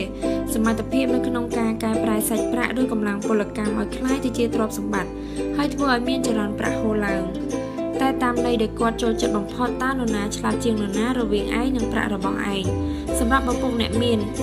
ការចំណាយពេលធ្វើការពេញមួយជីវិតដើម្បីរកប្រាក់ហើយចំណាយទៅវិញលឿនប្រហែលនឹងរកបានគឺជារឿងមិនឆ្លាតទេអ្នកអាចងាកមើលទៅចរន្តប្រាក់របស់អ្នកក្រអ្នកថ្នាក់កណ្ដាលនិងអ្នកមាននៅក្នុងជំពូកទី10សារជាថ្មីក៏បានសូមចងចាំថាអ្នកមានធ្វើអ្វីគ្រប់យ៉ាងដើម្បីបង្កើនទ្រព្យសម្បត្តិមិនមែនសំដៅទៅលើការធ្វើការធ្ងន់នោះទេកង្វះខាតភាពវៃឆ្លាតផ្នែកហិរញ្ញវត្ថុធ្វើឲ្យអ្នករៀនសូត្របានខ្ពស់ជាច្រើនធ្លាក់ចូលនៅក្នុងស្ថានភាពដែលមានហានិភ័យផ្នែកហិរញ្ញវត្ថុខ្ពស់ឪពុកអ្នកមានហៅរបស់នេះថាបន្ទាត់ក្រហមផ្នែកហិរញ្ញវត្ថុដែលមានន័យថាចំណូលនិងចំណាយស្ទើរតែស្មើគ្នាជារៀងរាល់ខែនេះគឺជាអ្នកដែលជាប់ជំពាក់ជាមួយនឹងស្ថិរភាពទូនីតិការងារមិនអាចបត់បែនតាមស្ថានភាពការសេដ្ឋកិច្ចដែលកំពុងផ្លាស់ប្ដូរហើយតែងតែបំផ្លាញសុខភាពខ្លួនឯងដោយសារតែភាពតានតឹងនិងក្តីព្រួយបារម្ភដែលភាគច្រើនអ្នកទាំងនោះគឺជាក្រុមដែលនិយាយថាធុរកិច្ចនិងវិនិយោគគឺជារឿងហានិភ័យតែទស្សនៈរបស់ខ្ញុំវិញធុរកិច្ចនិងវិនិយោគមិនមែនជាហានិភ័យនោះទេតែការដែលគ្មានចំណេះដឹងទើបមានហានិភ័យ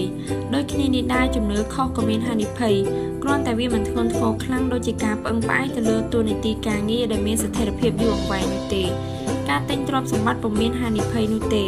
តែការទិញបំណុលដែលនាំគ្នាយល់ច្រឡំថាជាទ្រព្យសម្បត្តិទើបមានហានិភ័យ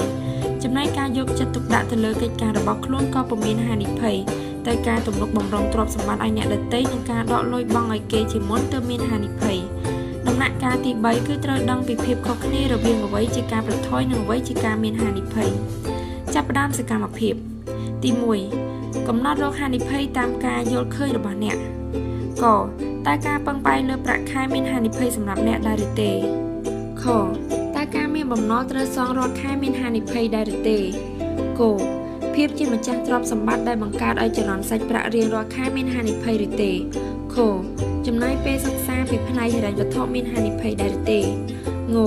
ចំណាយពេលសិក្សាពីការវិនិយោគផ្សេងៗមានហានិភ័យដែរឬទេ2ចំណាយពេល5ម៉ោងនៅក្នុងមួយសប្តាហ៍ធ្វើយ៉ាងណាឲ្យបានចំណុចមួយនៅខាងក្រោមនេះកអានព័ត៌មានសេដ្ឋកិច្ចលើទំព័រកាសែតនិងអាន Wall Street Journal ខស្ដាប់ឬមើលព័ត៌មានហិរញ្ញវត្ថុតាមរយៈវិទ្យុឬទូរទស្សន៍គមើលគេហទំព័រទស្សនាវដ្តីនិងលិខិតព័ត៌មានទាក់ទងនឹងហិរញ្ញវត្ថុខ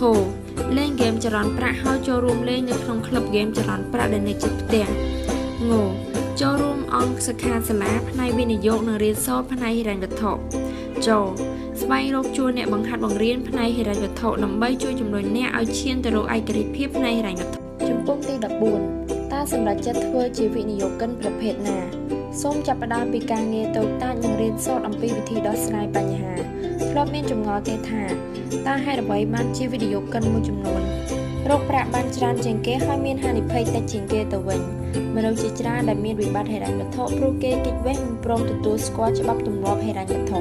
មានគន្លឹះសំខាន់មួយដែលពុកអ្នកមានធ្លាប់ប្រាប់ខ្ញុំថា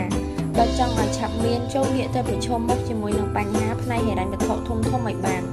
ក្នុងផ្នែកទី1ខ្ញុំបានបរិយាយអំពីវិធីវិនិយោគិន5កម្រិតរួចមកហើយ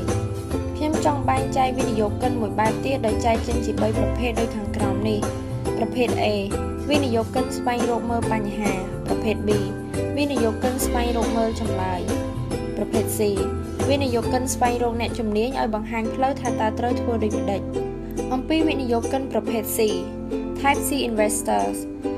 វិនិយោគិនប្រភេទ C ជាអ្នកដែលមិនបានរៀនសូត្រផ្នែកហិរញ្ញវត្ថុអ្វីឡើយហើយរងចាំស្វែងរកមនុស្សមកប្រាប់ថា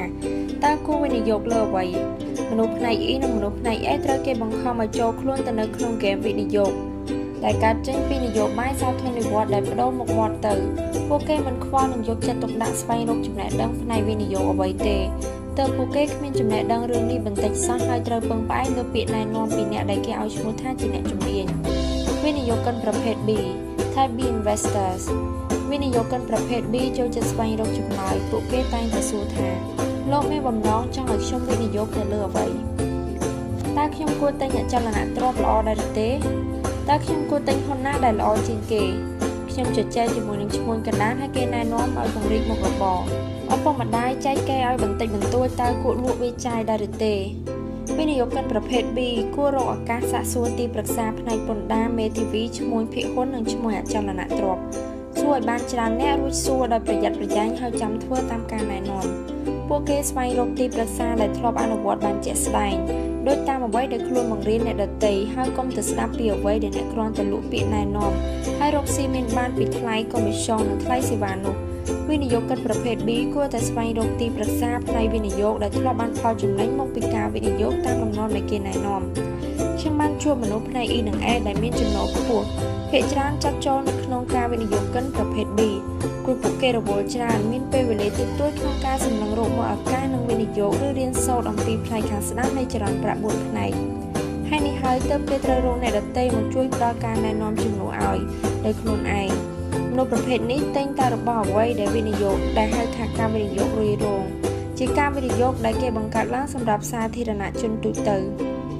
អំពីវិនិយោគិនប្រភេទ A ជាវិនិយោគិនប្រភេទសម្លឹងរកមើលបញ្ហាដែលគេសម្លឹងរកគឺបញ្ហាផ្នែកហិរញ្ញវត្ថុដែលកើតឡើងទៅលើអ្នកដទៃវិនិយោគិនដែលពូកែដោះស្រាយបញ្ហាតែងតែកំណត់គោលដៅខ្លួនឯងថានឹងអាចរកចំណេញបានជានិច្ចពី 25% ឡើងទៅរហូតដល់គ្មានទីបញ្ចប់ជាទូទៅពួកគេវិនិយោគិនកម្រិត5ដែលជាមូលដ្ឋានលុយកាក់រឹងមាំមានជំនាញគ្រប់គ្រាន់នៅក្នុងការសម្រេចជោគជ័យជាធុរកិច្ចនិងជាវិនិយោគិនពួកគេយកជំនាញទាំងនេះមកដោះស្រាយបញ្ហាដែលមនុស្សចេះស្ទើរបង្កឡើងឧទាហរណ៍បើងាកទៅរកពេលខ្ញុំចាប់ផ្ដើមធ្វើវិនិយោគចាប់ផ្ដើមដោយដើមទុន$18,000ខ្ញុំសម្លឹងរកមើលខុនដូឬផ្ទះតូចៗដែលត្រូវធនាគាររឹបអូសពីវិនិយោគិនដែលមានវិបត្តិហិរញ្ញវត្ថុបណ្ដាលមកពីមិនអាចគ្រប់គ្រងចរន្តប្រាក់របស់ខ្លួនបានតែពី3ឆ្នាំក្រោយមកខ្ញុំក៏សម្លឹងមើលបញ្ហាដូចមុនគ្រាន់តែលើកនេះតួរលេខធំជាង3ឆ្នាំមុនប៉ុន្មានឆ្នាំមុនខ្ញុំទិញក្រុមហ៊ុនអណ្ដូងរ៉ែតម្លៃ$30 លាននៅប៉េរូទោះបីជាបញ្ហាតួរលេខកាន់តែធំតែដំណាក់កាលនិងដំណើរការនៅតែដូចដើមតើមានវិធីណាដល់ផ្លូវលឿនឲ្យឆាប់រហ័សបើអ្នកចាប់ផ្ដើមពីជំហានតូចៗហើយរៀនសូត្រពីវិធីដោះស្រាយបញ្ហាអ្នកនឹងក្លាយទៅជាអ្នកមានស្តុកស្តម្ភដោយសារតែកាន់តែពូកែដោះស្រាយបញ្ហាជាលំដាប់សម្រាប់អ្នកដែលចង់បង្កើនទ្រព្យសម្បត្តិឲ្យបានច្រើនខ្ញុំចង់បញ្ជាក់អំពីភាពចាំបាច់នៅក្នុងការរៀនសូត្រជំនាញផ្នែក B និង A ជាមុនដែលណែនាំឲ្យចាប់ផ្ដើមរៀនមុនគេអំពីវិធីបង្កើតធុរកិច្ចព្រោះធុរកិច្ចនឹងផ្ដល់បទពិសោធន៍សំខាន់ៗជួយឲ្យអ្នកពង្រីកជំនាញបង្កើនប្រាក់ចំណូលដែលជួយកាត់បន្ថយផលប៉ះពាល់ដែលបណ្ដាលមកពីការឡើងចុះទីផ្សារធ្វើឲ្យមានពេលទំនេរកាន់តែច្រើនចរន្តប្រាក់ចំណូលបានពីធុរកិច្ចរបស់ខ្ញុំនេះឯងដែលធ្វើឲ្យខ្ញុំមានពេលវេលាគ្រប់គ្រាន់នៅក្នុងការសម្លឹងរកបញ្ហាដែលកើតមានឡើងអ្នកអាចជាវិនិយោគិនទាំង3ប្រភេទឬទេតាមពិតទៅផ្លូវនេះវិនិយោគិនទាំង3ប្រភេទខ្ញុំធ្លាប់ដើររួចមកហើយពេលវិនិយោគនៅក្នុងឥណទានរួមមួយខ្ញុំជាវិនិយោគិនប្រភេទ C បើគេសួរថាតើឥណទានរួមណាមួយដែលល្អជាងគេខ្ញុំនឹងឆ្លើយយ៉ាងរហ័សថាខ្ញុំមិនសូវដឹងដែរក្នុងនាមខ្ញុំជាវិនិយោគិនប្រភេទ B ខ្ញុំបានស្វែងរកចម្លើយសម្រាប់បញ្ហាហិរញ្ញវត្ថុរបស់ខ្លួនឯងតាមពាក្យណែនាំរបស់ទីប្រឹក្សាសន្តិសុខអ្នកយុទ្ធសាស្ត្រពន្ធដារអ្នកជំនួយភាគហ៊ុនធនាគាររឹកនិងឈ្មោះអ្នកចលនទ្រព្យទីប្រឹក្សាល្អៗតែងតែផ្ដល់គំនិតនិងទិន្នន័យជាច្រើនដែលមនុស្សភាគច្រើនពុំមានពេលរៀនដោយខ្លួនឯងបើយោងតាមការណែនាំរបស់ទីប្រឹក្សាផ្នែកហិរញ្ញវត្ថុរបស់ខ្ញុំមានតម្លៃខ្លាំងណាស់ព្រោះពួកគេដឹងពីរឿងអ្នកមើលថែទ្រព្យសម្បត្តិបណ្ដាំមរតកនិងការធានារ៉ាប់រងជីវិតបានល្អជាងខ្ញុំច្រើនណាស់ពួកគេផ្សារភ្ជាប់ខ្លួនយ៉ាងជិតស្និទ្ធជាមួយនឹងទីផ្សារហើយតាមដានបានយ៉ាងដិតដល់អំពីការផ្លាស់ប្ដូរច្បាប់ទម្លាប់រួមទាំងផលប៉ះពាល់ដែលអាចកើតមាននៅលើទីផ្សារបានល្អជាងខ្ញុំរាល់ការវិនិយោគនៅមានរឿងផ្សេងៗទៀតជាច្រើនពុំមែនមានត្រឹមតែការទិញលក់ម្យ៉ាងនោះទេក្រៅពីនេះខ្ញុំបានយកប្រាក់របស់ខ្ញុំទៅឲ្យវិនិយោគិនដទៃទៀតវិនិយោគឲ្យផងដែរនិយាយឲ្យខ្លីខ្ញុំចូលរួមវិនិយោគជាមួយនឹងវិនិយោគិនកម្រិត4និង5តែខ្ញុំធ្លាប់ស្គាល់និងទុកចិត្តបើគេវិនិយោគលើអ្វីដែលខ្ញុំមិនចេះឧទាហរណ៍ដូចជាការវិនិយោគទៅលើលំនៅឋានសម្រាប់អ្នកដែលមានចំណូលតិចឬអគារទីស្នាក់ការធំៗខ្ញុំក៏សម្រេចចិត្តផ្ដល់ទុនឲ្យគេព្រោះខ្ញុំដឹងថាគេពូកែលើរឿងដែលគេធ្លាប់ធ្វើនោះហេតុអ្វីបានជាអ្នកត្រូវចាប់ផ្ដើមឲ្យឆាប់រហ័សមានហេតុផលមួយដែលខ្ញុំណែនាំឲ្យចាប់ផ្ដើមរកផ្លូវលឿនផ្នែកហិរញ្ញវត្ថុឲ្យបង្កើតទ្រព្យសម្បត្តិយ៉ាងប្រកបប្រជាព្រោះនៅអាមេរិកនិងប្រទេសដទៃទៀតភាគច្រើនលើលោកមានច្បាប់ពីរឈុត ឈុតទី1សម្រាប់អ្នកមាននិងឈុតទី2សម្រាប់អ្នកក្រៅពីនេះច្បាប់ជាច្រើនតែងតែតាក់តែងឡើងក្នុងបំណងតែមួយគឺប្រឆាំងនឹងអ្នកដែលរស់នៅជាប់អន្ទាក់នឹងទីលានប្រណាំងកណ្ដុរក្នុងពិភពធុរកិច្ចនិងវិនិយោគខ្ញុំជួបរឿងដែលគួរឲ្យតក់ស្លុតថាមានមនុស្សថ្នាក់កណ្ដាលតិចតួចបំផុតដែលដឹងថាប្រាក់ខែរបស់ខ្លួនបងប្អូនជួនរាល់ត្រូវគេយកទៅធ្វើអ្វីទោះបីជាប្រាក់ពន្ធមួយផ្នែកត្រូវគេយកប្រើជាប្រយោជន៍តាមសមគួរតែការកាត់ពន្ធនិងការបង់ពន្ធជាច្រើនបែរជាផ្ដល់ប្រយោជន៍ដល់អ្នកដែលមានចំណែកថ្នាក់កណ្ដាលគឺជាអ្នកបង់ទៅឲ្យពួកគេហេតុអ្វីបានជាមិនយុត្តិធម៌មនុស្សភាគច្រើននៅផ្នែកខាងឆ្វេងមិនត្រឹមតែបង់ពន្ធប៉ុណ្ណោះទេតែពួកគេថែមទាំងមិនអាចធ្វើវិនិយោគដែលទទួលបានសិទ្ធិប្រយោជន៍ផ្នែកពន្ធផងដែរនេះអាចជាហេតុផលមួយដែលធ្វើឲ្យអ្នកមានកាន់តែមានទៅខ្ញុំបានដឹងច្បាស់ថាមិនយុត្តិធម៌ទេខ្ញុំក៏យល់ពីភាគីទាំងពីរនេះដែរខ្ញុំបានជួបអ្នកតវ៉ាហើយសរសេរលិខិតផ្ញើទៅកាន់កាសែតឲ្យយកផ្សាយដើម្បីទាមទារឬព្យាយាមចង់ផ្លាស់ប្ដូរនយោបាយដោយព្យាយាមចូលរួមប្រឡូកនៅក្នុងឆាកនយោបាយខ្ញុំគិតថាវាងាយស្រួលជាងនេះច្រើនណាស់បើយើងការពារធុរកិច្ចរបស់ខ្លួនឬក៏ចេះគ្រប់គ្រងចរន្តប្រាក់ស្វែងរកផ្លូវលឿនផ្នែកហិរញ្ញវត្ថុបង្កើតទ្រព្យសម្បត្តិដោយខ្លួនឯងខ្ញុំគិតថាការផ្លាស់ប្ដូរខ្លួនឯងងាយស្រួលជាងផ្លាស់ប្ដូររបបនយោបាយមានបញ្ហានាំឲ្យបង្កើតឱកាសជាច្រើនឆ្នាំមកហើយដែលពួកអ្នកមានជំរុញឲ្យខ្ញុំអភិវឌ្ឍជំនាញនៅក្នុងការធ្វើជាធុរជននិងវិនិយោគិនជាមុនបន្ទាប់មកចាំវឹកហាត់ដោះស្រាយបញ្ហាខ្ញុំបានចំណាយពេលវេលាដោះស្រាយបញ្ហាអស់រាប់សិបឆ្នាំក្នុងនោះមានទាំងបញ្ហាធុរជននិងវិនិយោគអ្នកខ្លះចូលចិត្តលើកឡើងថាការងារដ៏ប្រឈមតែខ្ញុំហៅថាបញ្ហាព្រោះភាគច្រើនវាជាបញ្ហាពិតមែនតាមការគិតរបស់ខ្ញុំគឺមនុស្សចូលចិត្តពាក្យវាក្យសព្ទការប្រឈមច្រើនជាងបញ្ហាព្រោះស្ដាប់ទៅវាមានទំនោរទៅរកនៃវិជ្ជមានច្រើនជាងពាក្យបញ្ហាតែខ្ញុំចូលចិត្តប្រើពាក្យថាបញ្ហាព្រោះខ្ញុំដឹងថាបញ្ហាគ្រប់យ៉ាងតែងតែមានឱកាសបង្កប់នៅក្នុងនោះឱកាសនេះហើយដែលអ្នកវិនិយោគរកមុខបំផុតបញ្ហាផ្នែកហិរញ្ញវត្ថុឬផ្នែកធុរកិច្ចទោះជាខ្ញុំអាចដោះស្រាយបានឬមិនបានយ៉ាងហោចណាស់ខ្ញុំក៏បានរៀនសូត្រអ្វីដែលថ្មីទាក់ទងនឹងហិរញ្ញវត្ថុទីផ្សារមនុស្សថ្មីឬច្បាប់ថ្មីដែលជាប្រយោជន៍ដ៏មានតម្លៃសម្រាប់គ្រោងការដទៃទៀតរបស់ខ្ញុំនាពេលអនាគតមនុស្សជាច្រើនបានក្លាយទៅជាកល្យានមិត្តរបស់ខ្ញុំរៀងរហូតដែលចាត់ទុកថាជារង្វាន់ដ៏ពិសេសដែលមិនអាចកាត់ថ្លៃបានរកផ្លូវដែលលឿនសម្រាប់ខ្លួនឯងសម្រាប់អ្នកដែលស្វែងរកផ្លូវអាចចាប់ផ្ដើមបានដោយទី1ប្រកបធុរកិច្ចជារបស់ខ្លួនឯង2គ្រប់គ្រងចរន្តប្រាក់3ដឹងពីភាពខុសគ្នារវាងការប្រថុយនិងការមានហានិភ័យ4ដឹងពីភាពខុសគ្នារវាងវិនិយោគិនប្រភេទ A B និង C ដើម្បីឆាប់បានឡើងទៅដល់ផ្លូវលឿនផ្នែកហិរញ្ញវត្ថុអ្នកត្រូវតែមានជំនាញនៅក្នុងការដោះស្រាយលើបញ្ហាមួយចំនួនអ្នកមិនចាំបាច់ពង្រីកមុខព្រួញវិនិយោគឲ្យច្រើនដោយដែលវិនិយោគិនប្រភេទ B ទទួលយកតាមការណែនាំនោះទេនៅពេលអ្នកមានជំនាញនៅក្នុងការដោះស្រាយបញ្ហាអ្វីមួយមនុស្សនឹងកណ្ដៀតប្រាក់យកមកឲ្យអ្នកវិនិយោគបន្ទាប់មកបើអ្នកពូកែហើយគេជឿទុកចិត្តបានអ្នកនឹងទម្លុះដល់ផ្លូវផ្នែកហិរញ្ញវត្ថុកាន់តែកក់កបសូមបង្ហាញជាឧទាហរណ៍ដែលមានដូចតទៅនេះទី1 Bill Gates ជាអ្នកជំនាញខាងដោះស្រាយបញ្ហាទីផ្សារ software Donald Trump ជាអ្នកជំនាញខាងដោះស្រាយបញ្ហាអចលនទ្រព្យ Warren Buffett ជាអ្នកជំនាញខាងដោះស្រាយបញ្ហាធុរកិច្ចនិងទីផ្សារភាគហ៊ុនដែលធ្វើឲ្យគេអាចទិញបានភាគហ៊ុនល្អៗហើយគ្រប់គ្រងមូលបត្រទាំងនោះបានដោយជោគជ័យ George Soros ជាអ្នកជំនាញខាងដោះស្រាយបញ្ហាដែលកើតឡើងពីការក្រឡុកទីផ្សារនិងធ្វើឲ្យគេក្លាយទៅជាអ្នកគ្រប់គ្រងឥណទាន Hedge Fund ដ៏កំពូលម្នាក់ Rupert Murdoch ជាអ្នកជំនាញខាងដោះស្រាយបញ្ហាធុរកិច្ចបណ្ដាញទូរស័ព្ទទូទាំងពិភពលោក Kim និងខ្ញុំជាអ្នកវិនិយោគិនប្រភេទ A ដោះស្រាយបញ្ហាផ្នែកអគារនិងលំនៅស្ថានដែលបង្កើតចរន្តប្រាក់ពីចំណូលទ្រព្យសម្បត្តិបានយ៉ាងរឹងមាំនិងច្រើនបំផុតបើយើងជ្រើសរើសវិនិយោគទៅលើអ្វីផ្សេងក្រៅពីទីផ្សារលំនៅឋានសម្រាប់មនុស្សហើយភាគច្រើនយើងក៏នឹងដើរតួជាវិនិយោគិនប្រភេទ B ហើយយកប្រាក់ទៅឲ្យអ្នកដែលមានប្រវត្តិផ្នែកវិនិយោគលើរឿងនេះ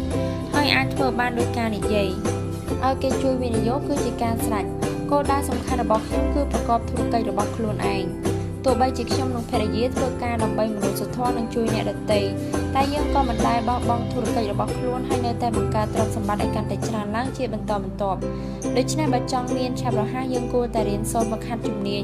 ចាំបាច់សម្រាប់ភាពជាម្ចាស់ធុរកិច្ចនិងជាវិនិយោគិនស្វែងយល់អំពីដំណោះស្រាយបញ្ហាកាន់តែធំឡើងព្រោះនៅពីក្រោយបញ្ហាធំៗតែងតែមានឱកាសហិរញ្ញវត្ថុបង្កប់នៅពីខាងក្នុងនោះទើបខ្ញុំណែនាំឲ្យដើរឆ្ពោះទៅរកផ្នែក B ជាមុននឹងឈានទៅរកផ្នែក I បើអ្នកខ្លាចជាមនុស្សពូកែដោះស្រាយបញ្ហាធុរកិច្ចហើយអ្នកមានចរន្តប្រាក់បង្វិលដែលនៅសល់ហើយចំណេះដឹងផ្នែកធុរកិច្ចនឹងធ្វើឲ្យអ្នកខ្លាចទៅជាអ្នកវិនិយោគិនដែលកាន់តែឆ្លាតទ ទោះជាខ្ញុំបានអធិប្បាយច្រើនមកហើយតែខ្ញុំសូមក្រានរំលឹកសារជាថ្មីទៀតថាមនុស្សជាច្រើនងាកមករកផ្នែក E ដោយរំពឹងថាការវិនិយោគនឹងជួយដោះស្រាយបញ្ហាផ្នែកហិរញ្ញវត្ថុរបស់ខ្លួនបានដោយភាគច្រើនពុំមែនដូច្នេះទេការវិនិយោគនឹងធ្វើឲ្យពួកគេកាន់តែលំបាកប្រសិនបើគេមិនបានឆ្លងកាត់ភាពជាម្ចាស់ធុរកិច្ចដែលជោគជ័យនៅឡើយនោះនិយាយទៅបញ្ហាវិបត្តិហិរញ្ញវត្ថុវាមិនចេះចប់នោះទេតាមពិតវានៅក្បែរយើងជានិច្ចហើយរងចាំយើងដោះស្រាយតែប៉ុណ្ណោះចាប់ផ្ដើមសកម្មភាពទី1ស្វែងរកចំណេះដឹងអំពីការវិនិយោគខ្ញុំសូមណែនាំឲ្យធ្វើជាវិនិយោគិនកម្រិត4ឲ្យបានជាមុននឹងព្យាយាមធ្វើជាវិនិយោគិនកម្រិត5ចាប់ផ្ដើមពីរឿងបន្តិចបន្តួចហើយសិក្សារៀនសូត្រស្វែងរកចំណេះដឹងជាបន្តបន្ទាប់ក្នុងមួយសប្តាហ៍ត្រូវធ្វើឲ្យបានយ៉ាងតិច2យ៉ាងនៅករណីខាងក្រោម1ចូលរួមសិក្ខាសាលាឬរៀនវគ្គសិក្សាផ្នែកហិរញ្ញវត្ថុខ្ញុំចាត់ទុកថាជោគជ័យភាគច្រើនរបស់ខ្ញុំបានមកពីមេរៀនអចលនទ្រព្យដែលខ្ញុំចូលរៀនដែលចំណាយប្រាក់ត្រឹមតែ$385តាំងពីនៅក្មេងវាធ្វើឲ្យខ្ញុំរកប្រាក់បានរាប់លានដុល្លារនៅប្រហែលឆ្នាំក្រោយមក2សំណុំរកមើលប៉ាយលក់អចលនទ្រព្យដែលដាក់លក់នៅក្នុងតំបន់ដែលអ្នកកំពុងរស់នៅសាកសួរឈ្មោះអចលនទ្រព្យឲ្យបាន3ទៅ4ដងនៅក្នុងមួយសប្តាហ៍ដាក់សំណួរដូចជាតើវាជាទ្រព្យសម្បត្តិដើម្បីវិនិយោគមែនឬទេមានអ្នកកំពុងជួលដែរឬទេតម្លៃឈ្នួលសប្តាហ៍ថ្ងៃល្អដែរឬទេហើយតម្លៃជួលប៉ុន្មានដែរតម្លៃជួលមនុស្សមធ្យមនៅក្នុងតំបន់នេះប៉ុន្មានហើយថ្លៃចំណាយលើការមើលថែប៉ុន្មានមាននៅជំពាក់ថ្លៃមើលថែដែរឬទេតើម្ចាស់ធ្លាប់ឲ្យខ្ចីប្រាក់ដែរឬទេលក្ខខណ្ឌការបង់លុយដូចម្តេចដែរហ្វឹកហាត់វាតម្លៃចរន្តចំណូលចំណាយប្រចាំខែលើអចលនទ្រព្យនីមួយៗហើយពិគ្រោះជាមួយឈ្មោះអចលនទ្រព្យដើម្បីឲ្យដឹងថាតើអ្នកមានខ្វះចំណុចប្រការណាខ្លះអចលនទ្រព្យនីមួយៗមានលំនាំធុរកិច្ចដែលឡាយពីគ្នាហើយនេះត្រូវសិក្សាពីវាឲ្យដាច់ដែលឡាយពីគ្នា3តាក់ទងឈ្មោះកណ្ដាលលក់ហ៊ុនឲ្យបានច្រើនដើម្បីរួបរวมបញ្ជីហ៊ុនដែលពួកគេណែនាំឲ្យទិញស្រាវជ្រាវរកទិន្នន័យពីក្រុមហ៊ុនទាំងនោះបើគណនីទិញលក់ហ៊ុនចាប់ផ្ដើមបន្តិចបន្តួចសិនទី4ចាំទទួលព័ត៌មានហើយសិក្សាវាតម្លៃ5អានសៀវភៅចូលរួមសិក្ខាសាលាមើលទូរទស្សន៍អំពីផ្នែកហិរញ្ញវត្ថុលេងហ្គេមចរន្តប្រាក់2ស្វែងរកចំណេះដឹងផ្នែកហិរញ្ញវត្ថុទី1តាក់ទងឈ្មោះធុរកិច្ចឲ្យបានដើម្បីដឹងថាមានធុរកិច្ចអ្វីខ្លះកំពុងដាក់លក់នៅក្នុងតំបន់ដែលអ្នករស់នៅអ្នកនឹងបានស្គាល់ពាក្យវាក្យសព្ទជាច្រើនពីការជជែកលេងជាមួយនឹងឈ្មោះធុរកិច្ចទាំងនោះ2ចូលរួមសិក្ខាសាលាទីផ្សារ Network ដើម្បីសិក្សាប្រព័ន្ធធុរកិច្ចនោះខ្ញុំសូមណែនាំថាសូមស្រាវជ្រាវយ៉ាងហោចណាស់បាន3កន្លែង3ចូលរួមពិធីតាំងពិព័រណ៍ដែលមានដាក់តាំងនៅក្នុងតំបន់ដែលអ្នករស់នៅដើម្បីឲ្យដឹងថាគេមានប្រព័ន្ធសិទ្ធិផ្ដាច់មុខធុរកិច្ចអ្វីខ្លះដែលមានអនាគតល្អ4ចូលឈ្មោះជាសមាជិកកាសែតឬទស្សនាវដ្តីផ្នែកធុរកិច្ចឬអ្វីផ្សេងចំពោះទី15ដំណាក់កាលទី5ស្វែងរកទីប្រឹក្សាអ្នកផ្ដល់ការប្រឹក្សាគឺជាអ្នកដែលប្រាប់ថាអ្វីសំខាន់និងអ្វីមិនសំខាន់តើអ្នកណាជាអ្នកនាំផ្លូវឆ្ពោះទៅកាន់កន្លែងដែលអ្នកមិនធ្លាប់ទៅដល់អ្នកផ្ដល់ប្រឹក្សាយោបល់ដល់អ្នកថាអ្វីដែលសំខាន់និងអ្វីដែលមិនសំខាន់ទីប្រឹក្សាត្រូវប្រាប់អ្វីដែលសំខាន់របាយការណ៍ហិរញ្ញវត្ថុពីហ្គេមចរន្តប្រាក់ត្រូវបង្កើតឡើងដើម្បីដើរតួនាទីជាអ្នកផ្ដល់ប្រឹក្សាយោបល់វាបង្រៀនមនុស្សឲ្យចេះគិតដោយឪពុកអ្នកមានហើយមើលឲ្យឃើញថាអ្វីទៅជាបរិបទសំខាន់ផ្នែកហិរញ្ញវត្ថុឪពុកខ្ញុំគាត់បានរៀនខ្ពស់តែក្របានបង្រៀនថាការងារដែលមានប្រាក់ខែច្រើននិងផ្ទះនៅក្នុងក្តីស្រមៃគឺជារឿងសំខាន់ក្រៅពីនេះគាត់ជឿថាគួរបង់ជំរះបញ្ជីចំណាយជាមុនហើយប្រើជីវិតរស់នៅឲ្យទាបជាងឋានៈរបស់ខ្លួនឪពុកអ្នកមានបង្រៀនឲ្យយកចិត្តទុកដាក់ទៅលើការរកចំណូលពីទ្រព្យសម្បត្តិនិងការចំណាយពេលបង្កើនទ្រព្យសម្បត្តិឬរកចំណូលរយៈពេលវែងគាត់គ្មានគំនិតថាគួរប្រើជីវិតរស់នៅឲ្យទាបជាងឋានៈនោះទេហើយតែងតែប្រាប់កូនរបស់គាត់និងខ្ញុំថាជាជាងប្រើជីវិតទាបជាងឋានៈឯងត្រូវលើកកម្ពស់ឋានៈរបស់ខ្លួនឲ្យខ្ពស់ទៅជាការល្អឪពុកអ្នកមានបានបង្កើតឲ្យមានតារាងទ្រព្យសម្បត្តិហើយបង្កើនចំណូលពីទ្រព្យសម្បត្តិដែលបានមកពីការរកប្រាក់ចំណេញធនលាភចំណូលពីធុរកិច្ចបានពីថ្លៃឈ្នួលផ្ទះនិងចំណូលពីទ្រព្យកម្មសិទ្ធិបញ្ញាឪពុកទាំងពីរដើរតួជាអ្នកផ្ដល់ប្រឹក្សាដល់ខ្ញុំពេលកំពុងពេញវ័យការដែលខ្ញុំព្រមស្ដាប់តាមការណែនាំផ្នែកហិរញ្ញវត្ថុរបស់ឪពុកអ្នកមានមិនធ្វើឲ្យអតិពលរបស់ពុកអ្នកក្រដែលមានគុណមកលើខ្ញុំត្រូវថយចុះនោះទេខ្ញុំប្រហែលជាគ្មានឱកាសដូចថ្ងៃនេះទេប្រសិនបើគ្មានការគាំទ្រពីឪពុកទាំងពីរដ៏អស្ចារ្យគំរូមិនល្អ ក្រៅពីអ្នកផ្ដល់ការប្រឹក្សាល្អៗអ្នកផ្ដល់ការប្រឹក្សាមិនល្អក៏មានដូចគ្នាដែរជាទូទៅតែងតែជួបប្រទះអ្នកផ្ដល់គំនិតយោបល់ទាំងពីរប្រភេទនៅក្នុងជីវិតគឺជាបទពិសោធន៍ឧទាហរណ៍មានមិត្តភ័ក្តិខ្ញុំម្នាក់រកប្រាក់បានជាង$800នៅក្នុងជីវិតធុរកិច្ចរបស់គេតែមកដល់ពេលខ្សែធនអស់រលែងហើយមានមិត្តភ័ក្តិខ្លះសួរថាហេតុអ្វីនៅសើបគប់នឹងគេទៀតខ្ញុំក៏ឆ្លើយថាមិត្តភ័ក្តិខ្ញុំម្នាក់នេះមានទាំងគំរូល្អនិងមិនល្អហើយខ្ញុំអាចរៀនសូត្របានទាំងពីរបែបម្យ៉ាងទៀតខ្ញុំបានយល់ដឹងថាតើអ្វីដែលគួរធ្វើនិងអ្វីដែលមិនគួរធ្វើគំរូផ្នែកស្មារតីឪពុកទាំងពីរសុទ្ធតែមានឥទ្ធិពលជួយពង្រឹងស្មារតីតែបាននិយាយអំពីប្រាក់និងជំនឿគាត់ទាំងពីរមានគំនិតខុសគ្នាគាត់បកស្រាយអត្ថន័យទៅលើពំនោដែលថាការស្រឡាញ់ប្រាក់គឺជាដើមហេតុនៃអំពើអាក្រក់ទាំងឡាយតាមរបៀបខុសពីគ្នាឪពុកអ្នកមានគិតថាការចង់បានប្រាក់ច្រើនឬការចង់លើកកម្ពស់ស្ថានភាពហិរញ្ញវត្ថុជារឿងមិនល្អផ្ទុយទៅវិញឪពុកអ្នកមានជឿថាវត្ថុចន្លោចិត្តក្តីលោភលន់និងការមិនយកចិត្តទុកដាក់លើរឿងលុយកាក់ទើបជាកំហុសនិយាយឲ្យខ្លីគឺឪពុកអ្នកមានគិតថាប្រាក់គ្មានអ្វីអាក្រក់ទេតែការធ្វើជាទេសកលរបស់ប្រាក់អស់មួយជីវិតទើបជារឿងអាក្រក់រួមទាំងជាការជាប់ជំពាក់បំណុលអាក្រក់ដូចគ្នាឪពុកអ្នកមានតែងប្រើវិធីយកដំបូន្មានផ្នែកសាសនាមកអនុវត្តជាមួយនឹងមេរៀនហិរញ្ញវត្ថុហើយខ្ញុំក៏ចង់ចែករំលែកមេរៀនមួយនេះដល់អ្នកផងដែរអំណាចនៃការលួងលោមឪពុកអ្នកមានជឿថាអ្នកដែលធ្វើការធ្ងន់ជាប់តែក្នុងវដ្តចាក់នៃបំណុលហើយប្រើជីវិតរស់នៅខុសពីសមត្ថភាពជាគំរូមិនល្អសម្រាប់កូនចៅដោយសារតែគេចុះចាញ់នឹងវត្ថុលួងលោមចិត្តនិងក្តីលោភលន់នេះឪពុកអ្នកមានតែងតែគូសរូបដូចខាងក្រោមហើយនិយាយថាកុំបណ្ដោយខ្លួនឯងឲ្យធ្លាក់ចូលទៅក្នុងការលួងលោមរបស់វត្ថុព្រមទាំងបង្អល់ទៅខ្ទង់បំណុលឪពុកអ្នកមានជឿថាបញ្ហាហិរញ្ញវត្ថុជាច្រើនកាត់មកពីចិត្តដែលចង់មានអំណាចគ្រប់គ្រងលើរបស់មិនសូវមានតម្លៃនិងមិនចាំបាច់ពេលប្រព័ន្ធកាតក្រេឌីតចាប់ផ្ដើមបើកដំណើរការហើយគាត់មើលឃើញជាស្រេចហើយថានឹងមានមនុស្សរាប់លាននាក់ត្រូវជាប់អន្ទាក់នៅក្នុងបំណុលដែលទីបំផុតបំណុលនេះនឹងចូលមកគ្រប់គ្រងជីវិតរបស់ពួកគេយើងតែងតែឃើញមនុស្សជាប់បំណុលជាច្រើនដែលតែងតែចំណាយប្រាក់ទៅលើការទិញផ្ទះតុបតែងផ្ទះដំណើរកម្សាន្តទិញសម្លៀកបំពាក់និងរបស់ទំនើបការទិញនេះមកពីការទប់ចិត្តមិនបានចំពោះវត្ថុដ៏ទាក់ទាញនេះបើយើងសង្កេតទៅឃើញថាមនុស្សសពថ្ងៃនេះគឺធ្វើការកាន់តែធ្ងន់ទៅដើម្បីទិញបានរបស់ដ៏ទាក់ទាញនេះប៉ុន្តែទម្លាប់នៅក្នុងការចាយវាយរបស់ពួកគេមិនបានជួយឲ្យពួកគេមានទ្រព្យសម្បត្តិដ៏ពិតប្រាកដឡើយបន្ទាប់មកឪពុកអ្នកមានចង្អុលទៅខ្ទង់ទ្រព្យសម្បត្តិក្នុងរូបខាងក្រោមព្រមទាំងនិយាយទៀតថាត្រូវការពារខ្លួនឲ្យចាកចេញពីវត្ថុទាក់ទាញចិត្តនេះជាវិធីសាស្ត្ររបស់ឪពុកអ្នកមានដែលចង់បង្ហាញថាការរំពឹងផលសម្រាប់ពេលអនាគតជាសញ្ញាម្យ៉ាងបង្ហាញពីភាពវៃឆ្លាតខាងស្មារតីការយកចិត្តទុកដាក់ទៅលើធុរកិច្ចរបស់ខ្លួននិងការបង្កើតតារាងទ្រព្យសម្បត្តិពីដំបូងទីទៅនឹងជួយស្មារតីនៃភាពជាមនុស្សរបស់អ្នកមិនឲ្យធ្លាក់ទន់ខ្សោយដោយសារតែវត្ថុទាក់ទាញការកង្វះចំណេះដឹងផ្នែកហិរញ្ញវត្ថុនិងឥទ្ធិពលនៃគំរូមិនល្អផ្នែកហិរញ្ញវត្ថុតែសម្រាប់អ្នកដែលកំពុងស្វែងរកផ្លូវលឿនផ្នែកហិរញ្ញវត្ថុរបស់ខ្លួនខ្ញុំអាចបានជួយត្រឹមតែរំលឹកឲ្យប្រុងប្រយ័ត្នទៅលើក្រុមមនុស្សនៅជុំវិញអ្នកចូលសួរខ្លួនឯងថាតើពួកគេទាំងនោះជាគំរូល្អដែរឬទេបើសិនមិនមែនទេខ្ញុំសូមណែនាំឲ្យអ្នកងាកទៅចំណាយពេលឲ្យបានច្រើនជាមួយនឹងបុគ្គលដែលកំពុងធ្វើដំណើរស្របទៅតាមទិសជាមួយអ្នកវិញទៅប្រសើរបើអ្នកមិនអាចរកមនុស្សបែបនេះបាននៅនឹងកន្លែងធ្វើការសូមសម្លឹងរកមើលក្នុងក្លឹបវិនិយោគផ្សេងៗក្រុមអ្នកទីផ្សារ network ឬសមាគមធុរកិច្ចដទៃទៀតរកមនុស្សមានទិសដៅដូចគ្នាត្រូវឆ្លាតវៃក្នុងការជ្រើសរើសអ្នកផ្ដល់យោបល់ប្រឹក្សាហើយក៏ត្រូវប្រុងប្រយ័ត្នអំពីបុគ្គលដែលយើងទៅសុំពាក្យណែនាំវិធីល្អបំផុតគឺរកអ្នកដែលធ្លាប់ទៅដល់គោលដៅរួចមកហើយឧទាហរណ៍ដូចជាបើអ្នកសម្រេចចិត្តថានឹងត្រូវឡើងភ្នំអេវេរេសនៅឆ្នាំក្រោយប៉ុន្តែអ្នកត្រូវទៅសុំការណែនាំពីអ្នកដែលធ្លាប់ឡើងទៅដល់កំពូលម្ដងរួចមកហើយ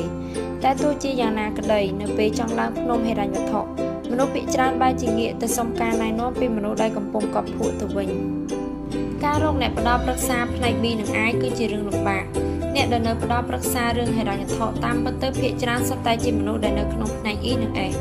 ឪពុកអ្នកមានគាំទ្រឲ្យខ្ញុំរកអ្នកផ្ដល់ប្រឹក្សាជាប្រចាំដើម្បីជួយតម្រង់ទិសគាត់និយាយថាកីឡាករអាជីពត្រូវតែមានគ្រូបង្វឹកហើយកីឡាកររីរងគ្មានគ្រូនោះទេខ្ញុំលើកឧទាហរណ៍អំពីការវាយកូនហ្គោលដែលខ្ញុំបានចូលរៀនដែលមិនបានរកគ្រូបង្វឹកពេញម៉ោងនោះទេវាអាចជាហេតុផលដែលថាខ្ញុំបានត្រឹមតែចំណាយពេលដើម្បីលេងកូនហ្គោលប៉ុណ្ណោះពុំមែនលេងកូនហ្គោលដើម្បីរកប្រាក់នោះទេប៉ុន្តែបាននិយាយអំពីរឿងធុរកិច្ចនិងវិនិយោគខ្ញុំមានគ្រូបង្វឹកច្រើនអ្ន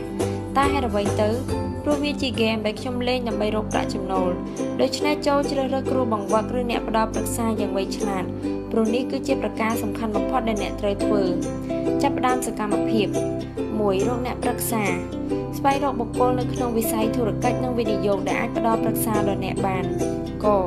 រកគំរូដែលល្អហើយរៀនសូត្រពីគេខរកគំរូមិនល្អហើយរៀនសូត្រពីគេ2អនាគតរបស់អ្នកអាស្រ័យទៅលើបុគ្គលដែលអ្នកនៅជាប់ជាមួយចូលសរសេរឈ្មោះ6អ្នកដែលអ្នកចំណាយពេលជាមួយច្រើនបំផុតក្នុងរយៈពេលកន្លងមកសូមរំលឹកថាគោលការណ៍ដែលចង់និយាយគឺសំដៅទៅលើពេលវេលាដែលអ្នកចំណាយពេលនៅជាមួយគេពុំមែនស្ថានភាពទំនាក់ទំនងនោះទេហើយសូមកុំអានទៅមុខទៀតដរាបណាអ្នកមិនទាន់សរសេរគ្រប់ចំនួន6អ្នកនៅឡើយខ្ញុំធ្លាប់ចូលរួមសិក្ខាសាលាកាលពីប្រហែលឆ្នាំមុនវាគ្មិនបានប្រាប់ឲ្យយើងធ្វើដូចគ្នានេះដែរបន្ទាប់មកក៏ប្រាប់ឲ្យយើងពិចារណាទៅលើឈ្មោះដែលយើងសរសេរនោះហើយនិយាយថាយើងកំពុងសម្លឹងមើលទៅអនាគតរបស់ខ្លួនឯងអនាគតរបស់អ្នកអាស្រ័យទៅលើបុគ្គលដែលអ្នកនៅជាប់ជាមួយច្រើនបំផុតបុគ្គលដែលអ្នកចំណាយពេលនៅជាមួយច្រើនបំផុតអាចពុំមែនជាមិត្តជិតស្និទ្ធរបស់អ្នកក៏មានដែរជួនកាលគេអាចជាមិត្តរួមការងារគូស្នេហ៍កូនឬគឺជាបុព្វជិតឬជាមនុស្សដែលអ្នកគួរឲ្យទុកចិត្តឈ្មោះដែលខ្ញុំសរសេរចេញមកមានមិត្តរួមការងារមិត្តរួមធុរកិច្ចនិងមិត្តលេងបាល់ឱបបើពិចារណាឲ្យល្អិតល្អន់ទៅលើអ្វីទាំងនេះខ្ញុំមើលឃើញទាំងអស់ពីរផ្នែកគឺផ្នែកដែលខ្ញុំចូលចិត្តនិងមិនចូលចិត្តវាគ្មិនបានសាកសួរដេញដោលទៅតាមចម្លើយរបស់សិក្ខាកាមម្នាក់ព្រមទាំងសាកសួរទៅលើឈ្មោះនីមួយៗដែលយើងសរសេរចេញមកខណៈពេលធ្វើដំណើរការលំហាត់នេះចេះតែបន្តទៅមុខភាពស៊ីជម្រៅរបស់វាក៏កាន់តែបង្ហាញពីភាពកាន់តែច្បាស់ពេលខ្ញុំសិក្សាជាមួយអ្នកដទៃកាន់តែច្រើនអំពីឈ្មោះទាំងនេះហើយបានស្ដាប់អ្វីដែលពួកគេនិយាយខ្ញុំក៏រកឃើញថាក្នុងដល់ពេលត្រូវផ្លាស់ប្ដូរអ្វីម្យ៉ាងហើយវាស្ទើរតែគ្មានជាប់តាក់ទងជាមួយនឹងបុគ្គលដែលខ្ញុំផ្សារភ្ជាប់ជាមួយនោះទេតែអ្វីដែលខ្ញុំត្រូវកែប្រែជីវិតរបស់ខ្ញុំគឺទីកន្លែងដែលត្រូវទៅនឹងអ្វីដែលខ្ញុំត្រូវធ្វើនោះឯងមកដល់សប្តាហ៍ថ្ងៃនេះមនុស្សដែលខ្ញុំបានចំណាយពេលនៅជាមួយច្រើនបំផុតបានផ្លាស់ប្ដូរស្ទើរតែអស់ទៅហើយសល់តែម្នាក់ឯងប៉ុណ្ណោះមនុស្ស5នាក់នៅក្នុងបញ្ជីឈ្មោះជាមិត្តសម្លាញ់របស់ខ្ញុំតែយើងមិនសូវបានជួបគ្នាញឹកញាប់ទេពួកគេជាមនុស្សវិសេសនិងមានសេចក្តីសុខក្នុងជីវិតការដកឈ្មោះរបស់ពួកគេចេញពីបញ្ជីគឺជាករណីពិសេសរបស់ខ្ញុំចង់ផ្លាស់ប្ដូរអនាគតរបស់ខ្ញុំហើយដើម្បីអាចផ្លាស់ប្ដូរបានខ្ញុំត្រូវតែផ្លាស់ប្ដូរគំនិតនិងផ្លាស់ប្ដូរមនុស្សដែលខ្ញុំចំណាយពេលនៅជាមួយច្រើនបំផុត3នៅក្នុងបណ្ដាឈ្មោះទាំង6នាក់ដែលសរសេរមកនោះចូលបញ្ជាក់ផ្នែកដែលគេនៅដាក់បន្តពីឈ្មោះថាតើគេនៅក្នុងផ្នែក E S R ឬ I បើពួកគេគ្មានការងារធ្វើឬចូលនិវត្តន៍ទៅហើយចូលបញ្ជាក់ផ្នែកដែលគេមានចំណូលការនៅធ្វើការបើជាក្មេងឬជាសិស្សមិនចាំបាច់បញ្ជាក់នោះទេកំណត់សម្គាល់ផ្នែកបញ្ជាក់ឲ្យដឹងពីប្រភេទចំណូលគ្រឹះរបស់គេមនុស្សម្នាក់ៗអាចបញ្ជាក់បានលើសពីមួយផ្នែកដូចជាគីមភរិយារបស់ខ្ញុំអាចបញ្ជាក់ក្រោយឈ្មោះថានាងនៅក្នុងផ្នែក B និង I ព្រោះគាត់មានចំណូលមកពីផ្នែកទាំងពីរនេះដូច្នេះបញ្ជាឈ្មោះខ្ញុំមានឈ្មោះគីមនៅលើបំផុតព្រោះខ្ញុំចំណាយពេលនៅជាមួយគាត់ស្ទើរតែគ្រប់ពេលវេលាឈ្មោះទី1គឺគីមគីយ៉ូសាគីផ្នែក B និង Iនិងឈ្មោះអ្នកដទៃផ្សេងទៀតឲ្យបាន6 4ដំណាក់កាលបន្តគឺបញ្ជាក់កម្រិតវិនិយោគរបស់គេម្នាក់សូមងាកទៅពិនិត្យចំពុកទី5និងវិនិយោគិន5កម្រិតគឹមជាវិនិយោគិន5កម្រិតហើយមិនទាន់ច្បាស់លាស់ទេសូមព្យាយាមវាយតម្លៃឲ្យស្របគោលការណ៍បំផុតតាមដែលអាចធ្វើបានទី1ឈ្មោះផ្នែកនិងកម្រិតវិនិយោគិនខ្ញុំបានទទួលការឆ្លើយតបយ៉ាងច្រើនពីការធ្វើលំហាត់នេះអ្នកបែរជាមានការខឹងសម្បារហើយនិយាយថាហេតុអ្វីក៏លោកហ៊ានមកបង្ខំខ្ញុំឲ្យចែកមនុស្សចំណិតរបស់ខ្ញុំបែបនេះហើយនេះហើយទើបខ្ញុំអធ្យាស្រ័យបើការធ្វើលំហាត់នេះធ្វើឲ្យអ្នកមិនពេញចិត្តលំហាត់នេះគ្មានបំណងធ្វើឲ្យអ្នកណាខឹងនោះទេគ្រាន់តែជាលំហាត់ដើម្បីបង្កើតឡើងក្នុងគោលបំណងបកស្រាយពីជីវិតឲ្យអាចអនុវត្តបានជាក់ស្ដែងជាមួយនឹងអ្នកមួយចំនួនតែមិនគ្រប់គ្រាន់ឡើយដែរការធ្វើលំហាត់នេះកាលពីប្រហែលឆ្នាំមុនខ្ញុំដឹងថាខ្ញុំចង់កិច្ចមុខហើយចង់មានសុវត្ថិភាពខ្ញុំមិនចូលចិត្តជាមួយជីវិតខ្លួនឯងប៉ុន្មានទេហើយថែមទាំងទម្លាក់កំហុសទាំងអស់ឲ្យដល់អ្នកធ្វើការជាមួយថាជាដើមហេតុដែលធ្វើឲ្យខ្ញុំមិនរីចម្រើនជាពិសេសមនុស្ស2នាក់ដែលខ្ញុំតែងតែជួបប្រកែកជាមួយជាប្រចាំហើយតែងតែបន្ទោសពួកគេថាជាអ្នកទាញក្រុមហ៊ុនឲ្យធ្លាក់ទឹកការងារប្រចាំថ្ងៃរបស់ខ្ញុំគឺរងចាំចាប់កំហុសអ្នកទាំងពីរនោះដើម្បីចង្អុលបង្ហាញឲ្យគេឃើញរួចហើយក៏មួយបង្កាច់ពួកគេទៅលើបញ្ហាផ្សេងៗដែលកើតឡើងលើអង្គភាពរបស់យើងក្រោយពីធ្វើលំហាត់រួចខ្ញុំក៏យល់ថាបុព្វហេតុទាំងពីរដែលខ្ញុំតែងតែស្ដីបន្ទោសជាប្រចាំនោះគេមានសេចក្តីសុខនឹងជីវិតរបស់គេទៅហើយឯខ្ញុំឯនេះវិញទេដែលជាអ្នកត្រូវផ្លាស់ប្ដូរទន្ទឹមនឹងត្រូវផ្លាស់ប្ដូរខ្លួនឯងខ្ញុំបែរទៅជាបង្ខំអ្នកដទៃឲ្យផ្លាស់ប្ដូរក្រោយពីធ្វើលំហាត់រួចមកខ្ញុំបាននៅ ក្តីរំពឹងរបស់ខ្លួនឯងទៅផ្ញើលើអ្នកដទៃខ្ញុំចង់ឲ្យពួកគេធ្វើនៅរឿងដែលសំបីតែខ្លួនឯងក៏មិនចង់ធ្វើដោយខ្លួនឯងតែគិតថាពួកគេគួរតែធ្វើហើយគិតទៀតថាពួកគេគួរតែមានអ្វីដូចដែលខ្ញុំមានគឺអ្វីៗទាំងនេះហើយដែលធ្វើឲ្យសម្ព័ន្ធភាពរបស់យើងមិនសូវរលូនព្រោះដល់ពេលខ្ញុំភ្ញាក់ខ្លួននៅក្នុងរឿងនេះទើបខ្ញុំចាប់ផ្ដើមផ្លាស់ប្ដូរខ្លួនឯងបាន 5. មើលទៅចរន្តប្រាក់4ផ្នែកហើយសរសេរអក្សរដើមនៃឈ្មោះបុគ្គលដែលនៅជាប់ជាមួយជាប្រចាំនៅត្រង់ផ្នែកណាមួយដែលស័ក្តិសមនឹងគេបន្ទាប់មកសរសេរអក្សរដើមនៃឈ្មោះរបស់អ្នកនៅក្នុងផ្នែកដែលអ្នកកំពុងស្ថិតនៅក្នុងពេលបច្ចុប្បន្នបន្ទាប់មកទៀតសរសេរអក្សរដើមនៃឈ្មោះរបស់អ្នកនៅក្នុងផ្នែកដែលអ្នកចង់ផ្លាស់ប្ដូរនាពេលអនាគតបើអក្សរទាំងនោះមកដុំគ្នានៅក្នុងផ្នែកតែមួយវានឹងអាចទៅរួចដែលថាអ្នកជាមនុស្សមានសេចក្តីសុខព្រោះអ្នកត្រូវឡោមព័ទ្ធដោយមនុស្សដែលមានគំនិតដូចគ្នាតែបើតួអក្សរទាំងនោះមិននៅក្នុងផ្នែកមួយជាមួយគ្នានោះទេអ្នកគួរតែពិចារណាផ្លាស់ប្ដូរជីវិតរបស់ខ្លួនឯងខ្លះហើយជំពូកទី 16 ដំណាក់កាលទី 6 ការខកបំណងคล้ายទៅជាភាពរឹងប៉ឹងនៅក្នុងជម្រៅចិត្តនៃការខកបំណងកើតមានបញ្ហាដោយគ្រាប់ពេជ្រដែលមិនអាចកាត់ថ្លៃបាន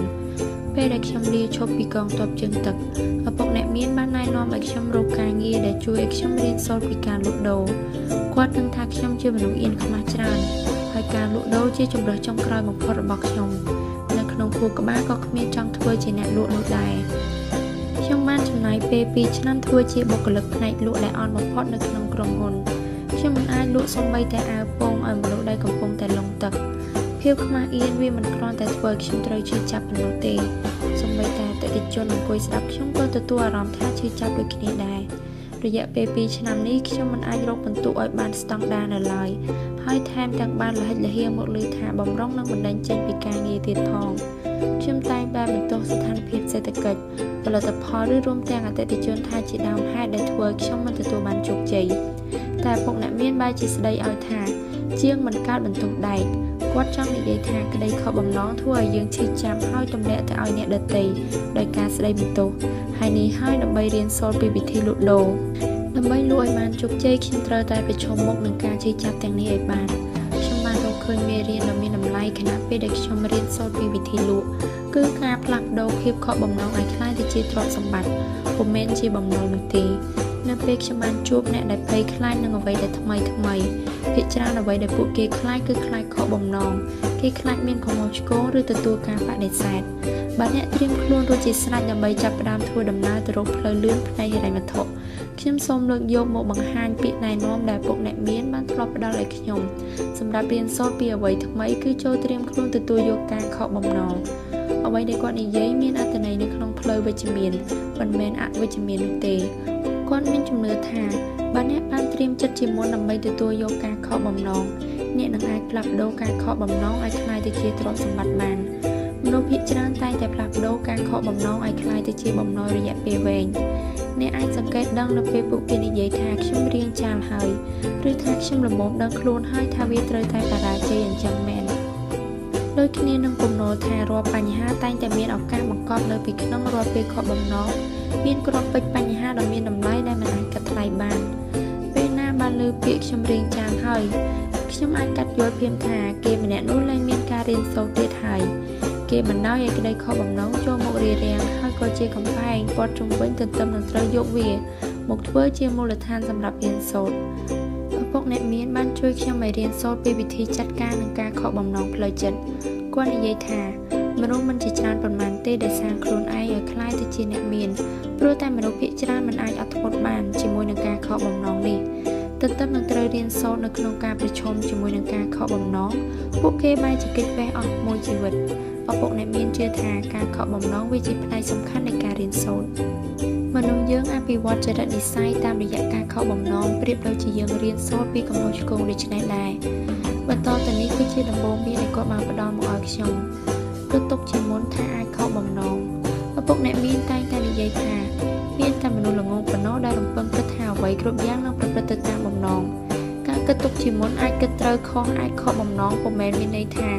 ជាមនុស្សមានក្តីស្ពឹកស្រពន់ឬជាមនុស្សកំសាកនោះទេការគិតបែបនេះដើម្បីត្រៀមខ្លួនជាស្រេចជាមួយនឹងការប្រឈមមុខនឹងអ្វីដែលយើងនឹកស្មានមិនដល់ឬអ្វីដែលយើងមិនចង់ជួប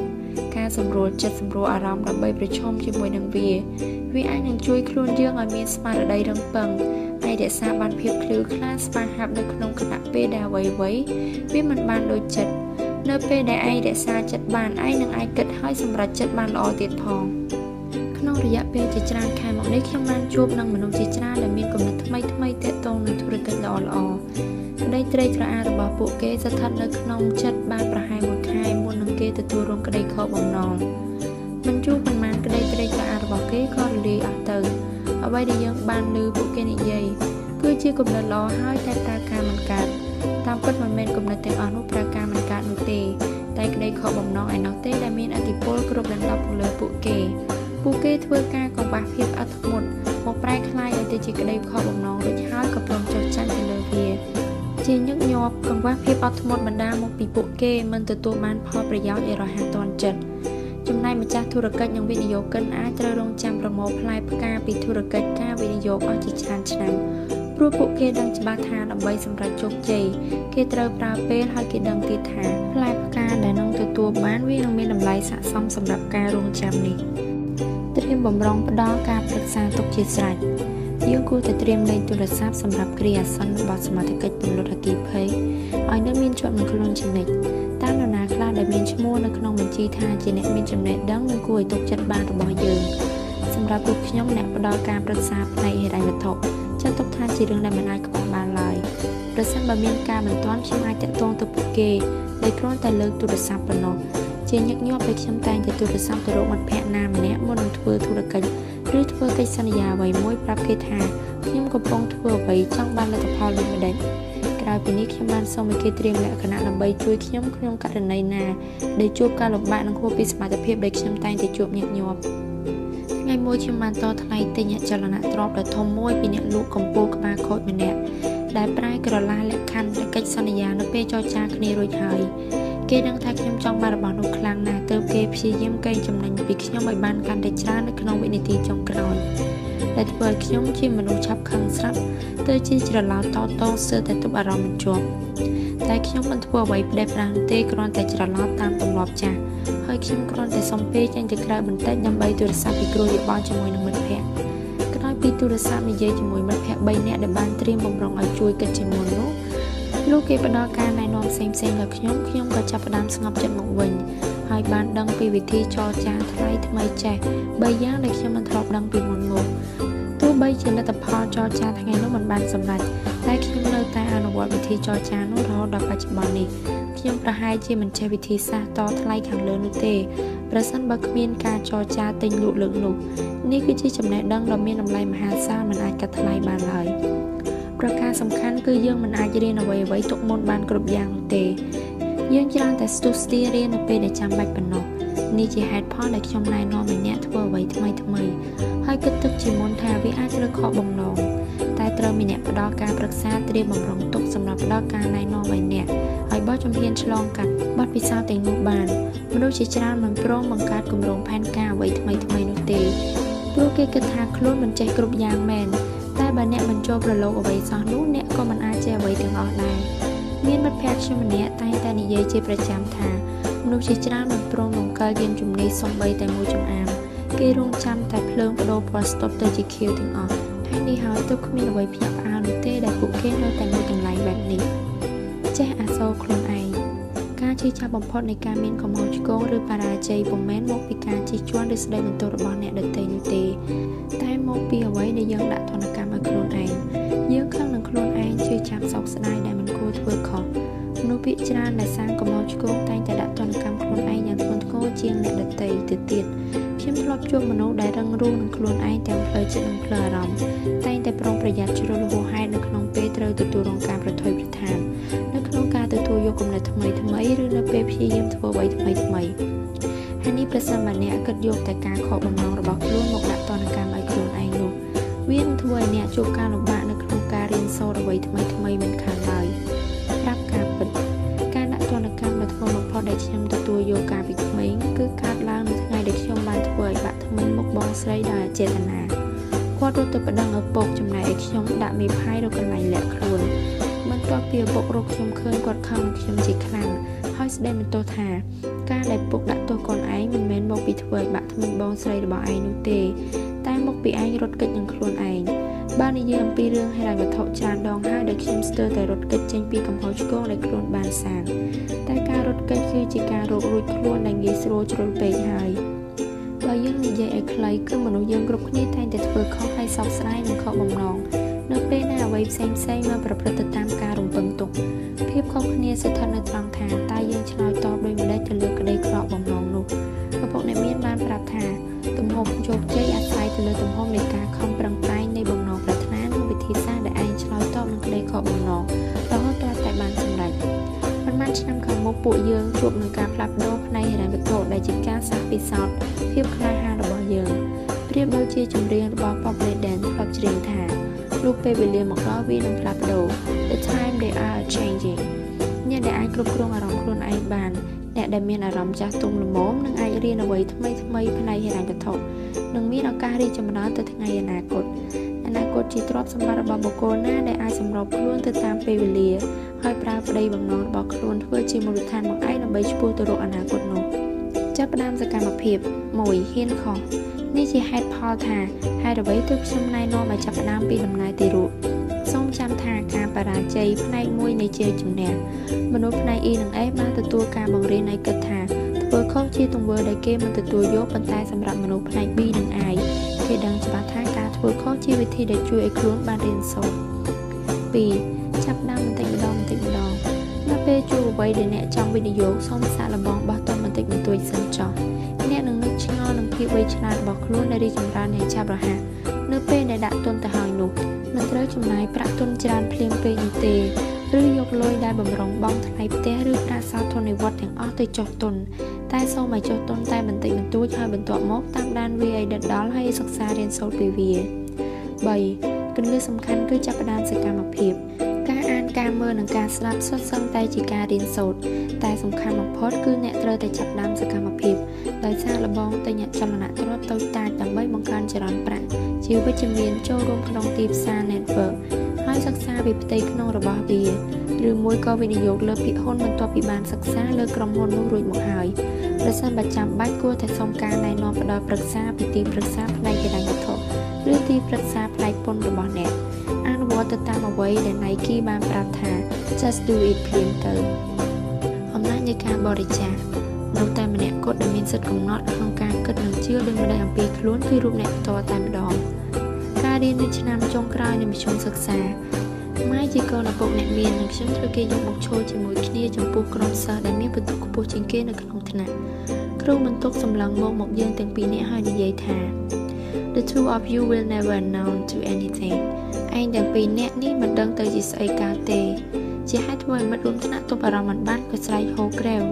រួចគាត់ក៏ពោលបន្តទៀតថាចាប់ពីពេលនេះទៅគ្រូមិនចំណាយពេលជាមួយឯងទាំងពីរនាក់ទៀតទេ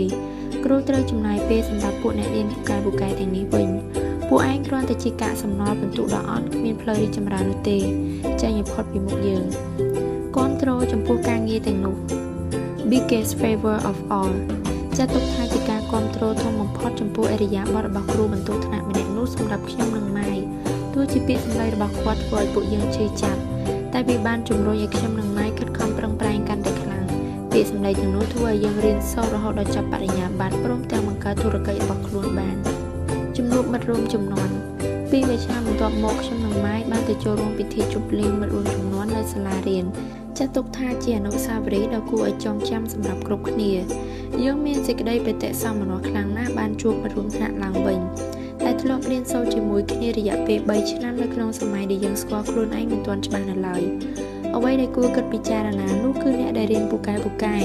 បែរជាមិនសូវសម្រេចជោគជ័យប៉ុន្មានទេបន្ទាប់ពីចប់ថ្នាក់មធ្យមសិក្សាម៉ៃនិងខ្ញុំមិនមែនជាសិស្សរៀនពូកែនោះទេយើងរៀនមិនបានបន្ទូលល្អនៅក្នុងថ្នាក់យើងពុំមែនជាបុគ្គលអច្ឆរិយៈផ្នែកហិរញ្ញវត្ថុហើយក៏ពុំមែនជាកីឡាករល្បីឈ្មោះអ្វីដែរនិយាយជារួមយើងគឺជាក្មេងដែលរៀនមធ្យមតាមគំនិតរបស់ពួកយើងទាំងពីរនាក់គ្មានអំណោយទានដោយឪពុកយើងនោះទេតែពាក្យសម្ដីដែលចាក់ដោតចំបេះដូងរបស់គ្រូបន្ទុកថ្ងៃនោះរួមទាំងសម្ដីចំអកឡត់លើយពីបណ្ដាមិត្តរួមថ្នាក់វាបានដុតបញ្ឆេះភ្លើងពីក្នុងខ្លួនឲ្យឆេះដើមហើយធ្វើឲ្យយើងរៀនសូត្រពីកំហុសឆ្គងហ៊ានតស៊ូពុះពៀននឹងឧបសគ្គទាំងក្នុងស្ថានភាពល្អនិងអាក្រក់រហូតដល់យើងឈានដល់ចំណុចនេះ ការដែលអ្នករៀនមិនពូកែពុំមែនជាសិស្សឆ្នើមមិនពូកែចំណោទឬមិនចំពោះថាអ្នកមានឬក្រដោយហេតុផលទាំងឡាយដែលធ្វើឲ្យអ្នកធ្លាប់បង្អាក់ខ្លួនឯងខ្លះតែសម្រាប់រយៈពេលវែងចំណុចខ្សោយទាំងនោះវាគ្មានឥទ្ធិពលអ្វីឡើយឬប្រសិនបើវាមានមកពីអ្នកគិតថាវាមានដោយខ្លួនឯងប៉ុណ្ណោះសម្រាប់អ្នកដែលចង់ឡើងមកនៅផ្លូវផ្នែកហិរញ្ញវត្ថុខ្ញុំសូមបញ្ជាក់ថានៅលើផ្លូវនោះអាចមានករណីខ្លះដែលអ្នកនៅស្រពិចស្រពិលមកលើសមត្ថភាពរបស់ខ្លួនអ្វីដែលខ្ញុំចង់ប្រាប់នោះគឺពេលនេះអ្នកមានអ្វីៗគ្រប់គ្រាន់អស់ហើយដើម្បីឈានទៅសម្រេចជោគជ័យផ្នែកហិរញ្ញវត្ថុរបស់ដែលជួយឲ្យអ្នកទាញពរពីព្រះជាម្ចាស់មកប្រើគឺបំណងប្រាថ្នាការខំប្រឹងប្រែងនិងការបរិច្ចាគដោយមានជំនឿថាខ្លួនយើងមានភាពអច្ឆរិយៈនិងទេពកោសល្យដែលមិនដូចអ្នកដទៃចូលឆ្លុះកញ្ចក់ស្ដាប់សម្ដីដែលចេះត្រឡប់មកវិញនិយាយទៅដាក់កញ្ចក់អាចផ្ដល់រូបភាពឲ្យយើងលើសពីការមើលឃើញដោយភ្នែកវាតែងតែឆ្លុះឲ្យឃើញពីគំនិតរបស់យើងផងដែរតើមានប្រមាណដងដែលយើងសម្លឹងទៅមើលក្នុងកញ្ចក់ហើយនិយាយថាមុខខ្ញុំគួរឲ្យស្អប់ខ្លាំងណាស់ខ្ញុំថតដល់ថ្នាក់នឹងផងខ្ញុំចាស់ច្រើនជាងមុនច្រើនណាស់អូខ្ញុំសង្ហាដែរតើព្រះពិតជាប្រទានមកសម្រាប់ស្ត្រីមែនទេគំនិតឆ្លុះបញ្ចាំងអិរិយាបថកញ្ចក់ឆ្លុះឲ្យឃើញលើសពីការសម្លឹងមើលដោយភ្នែកវាឆ្លុះបញ្ចាំងឲ្យឃើញដល់គំនិតនិងអិរិយាបថនិងទស្សនៈដែលយើងបានស្ដែងជាសកម្មភាពគំនិតនិងអិរិយាបថទាំងនេះវាមានសារៈសំខាន់លើសពីសម្បកខាងក្រៅច្រើនណាស់មនុស្សជាច្រើនមុខជាធ្លាប់បានជួបឃើញមនុស្សដែលមានរូបសម្បត្តិល្អស្អាតតែគិតថាខ្លួនឯងគួរឲ្យស្អប់ខ្ពើមឬមនុស្សដែលមានអ្នកស្រឡាញ់ច្រើនសន្ធឹកសន្ធាប់តែបែរជាគេមិនស្រឡាញ់ខ្លួនឯងហើយនេះទើបខ្ញុំនិយាយថាគំនិតខាងក្នុងជាលទ្ធផលឆ្លុះបញ្ចាំងគំនិតស្មារតីរបស់យើងឆ្លុះបញ្ចាំងពីគំនិតអរូបីការមិនស្រឡាញ់ខ្លួនឯងការប្រតិបត្តិចំពោះខ្លួនឯងនិងផ្ដល់គំនិតជារួមដែលមានមកលើខ្លួនឯងលុយមិនអាចនៅជាមួយអ្នកគ្មានចំណុចចិត្តលើខ្លួនឯងនោះទេក្រោយពីបរិយាយអំពីចរន្តប្រាក់4ផ្នែកទៅឲ្យអ្នកណាឬក្រុមណាមួយស្ដាប់ខ្ញុំតែងតែឲ្យគេសម្រេចចិត្តថាតើនឹងត្រូវធ្វើដូចម្តេចបន្តទៅទៀតជាបឋមឲ្យពួកគេគិតពិចារណាមើលថាតើពេលនេះខ្លួនឯងនៅក្នុងផ្នែកខាងណាបន្ទាប់មកខ្ញុំក៏សួរទៅកាន់ពួកគេថាតើចង់នៅផ្នែកណាប្រសិនបើចាំបាច់ត្រូវផ្លាស់ប្ដូរអ្នកខ្លះប្រាប់ថាខ្ញុំមានសេចក្តីសុខហើយនឹងអ្វីដែលខ្ញុំកំពុងមាននាពេលបច្ចុប្បន្ននេះមនុស្សជាច្រើននិយាយថាខ្ញុំមិនទាន់មានសេចក្តីសុខទេហើយក៏មិនចង់ផ្លាស់ប្ដូរចេញពីអ្វីនៅពេលនេះដែរអ្នកដទៃទៀតដែលគ្មានសេចក្តីសុខនឹងផ្នែកដែលខ្លួនកំពុងនៅហើយដឹងថាត្រូវតែប្រញាប់ចាត់ការអ្វីម្យ៉ាងជាបន្ទាន់មនុស្សក្រុមនេះច្រើនតែនិយាយអំពីស្ថានភាពរបស់ខ្លួនបានច្បាស់លាស់ពួកគេប្រាប់ពាក្យសម្ដីដែលឆ្លុះបញ្ចាំងឲ្យឃើញពីទស្សនៈដែលកើតមានមកលើខ្លួនឯងពាក្យសម្ដីជាអ្វីដែលឆ្លុះបញ្ចាំងឲ្យឃើញពីចិត្តវិញ្ញាណទើបខ្ញុំនិយាយថាការពិតខ្លួនយើងម្នាក់ៗច្រើនតែសម្ដែងចេញមកក្រៅនៅពេលដែលមានអារម្មណ៍ពុះពោះដល់កម្រិតនៅក្នុងស្ថានភាពដូចនេះខ្ញុំតែងតែលើកពាក្យថាខ្ញុំធ្វើមិនបានទេខ្ញុំបដូរពីផ្នែក S ទៅផ្នែក B មិនបានទេអ្នកឈ្គួរទេឬខ្ញុំមានភរិយានិងកូន3នាក់ត្រូវចិញ្ចឹមណាខ្ញុំធ្វើមិនបានទេឲ្យខ្ញុំទៅចាំដល់4-5 ឆ្នាំទើបមានចំណូលម្ដេចនឹងកើតវិនិយោគឬលោកចង់ឲ្យខ្ញុំយកប្រាក់ទៅបំផ្លាញឬគ្មានប្រាក់សម្រាប់វិនិយោគនឹងគេទេខ្ញុំត្រូវបានព័ត៌មានច្រើនបន្តិចសិនទើបហ៊ានធ្វើខ្ញុំសាកធ្វើរួចហើយតែគ្មានបានលទ្ធផលនោះទេខ្ញុំមិនបាច់ត្រូវដឹងពីវិធីអានរបាយការណ៍ហិរញ្ញវត្ថុទេត្រឹមតែប៉ុណ្ណឹងវាមិនដឹងមកនោះទេខ្ញុំគ្មានអ្វីត្រូវបារម្ភទេព្រោះខ្ញុំនៅក្មេងនៅឡើយខួរក្បាលខ្ញុំមិនពូកែទេខ្ញុំពិតជាធ្វើបានបើមានមនុស្សជំនាញមកធ្វើជាមួយប្តីឬប្រពន្ធរបស់ខ្ញុំមុខជាមិនយល់ស្របជាមួយនោះទេប្តីខ្ញុំមិនព្រមទេភរិយារបស់ខ្ញុំនឹងគិតដូចម្ដេចទៅណោះខ្ញុំចាស់ជ្រុលហើយខ្ញុំនៅក្មេងពេកមិនរួចដើមទេខ្ញុំគ្មានសមត្ថភាពនោះទេពាក្យសម្ដីជាកញ្ចក់ឆ្លុះការពិតរបស់មនុស្សម្នាក់ៗច្រើនសម្ដែងចេញមកនៅពេលមានអារម្មណ៍ពុះកញ្ជ្រោលដល់កម្រិតព្រោះពាក្យសម្ដីដែលយើងនិយាយគឺជាការឆ្លុះបញ្ចាំងពីធាតុពិតនៅក្នុងចិត្ត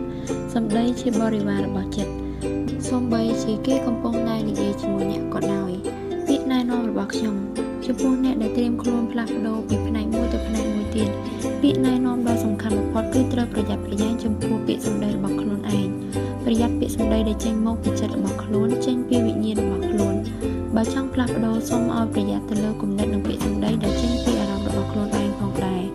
បើមិនប្រយ័ត្នប្រយែងទៅលើអារម្មណ៍មិនប្រយ័ត្នប្រយែងអំពីគំនិតអ្នកនឹងមិនអាចឆ្លងទៅដល់គោលដៅតាមវិគានោះបានទេព្រោះអ្នកតែងតែបន្ទោចបង្អាក់ខ្លួនឯងជាប់ជាប្រចាំបើអ្នកនិយាយថាប្រពន្ធខ្ញុំមិនយល់ទេតាមពិតអ្នកកំពុងចង់និយាយប្រាប់ខ្លួនឯងថាអ្នកយកប្រពន្ធជាលេសដើម្បីកុំឲ្យពិបាកផ្លាស់ប្ដូរតាមពិតអ្នកកំពុងតែនិយាយថា ខ្ញុំគ្មានសេចក្តីក្លាហានឬគ្មានសមត្ថភាពរួមប្រស្រ័យដើម្បីបកស្រាយអំពីគំនិតទាំងនោះបានឲ្យយើងយល់នោះទេ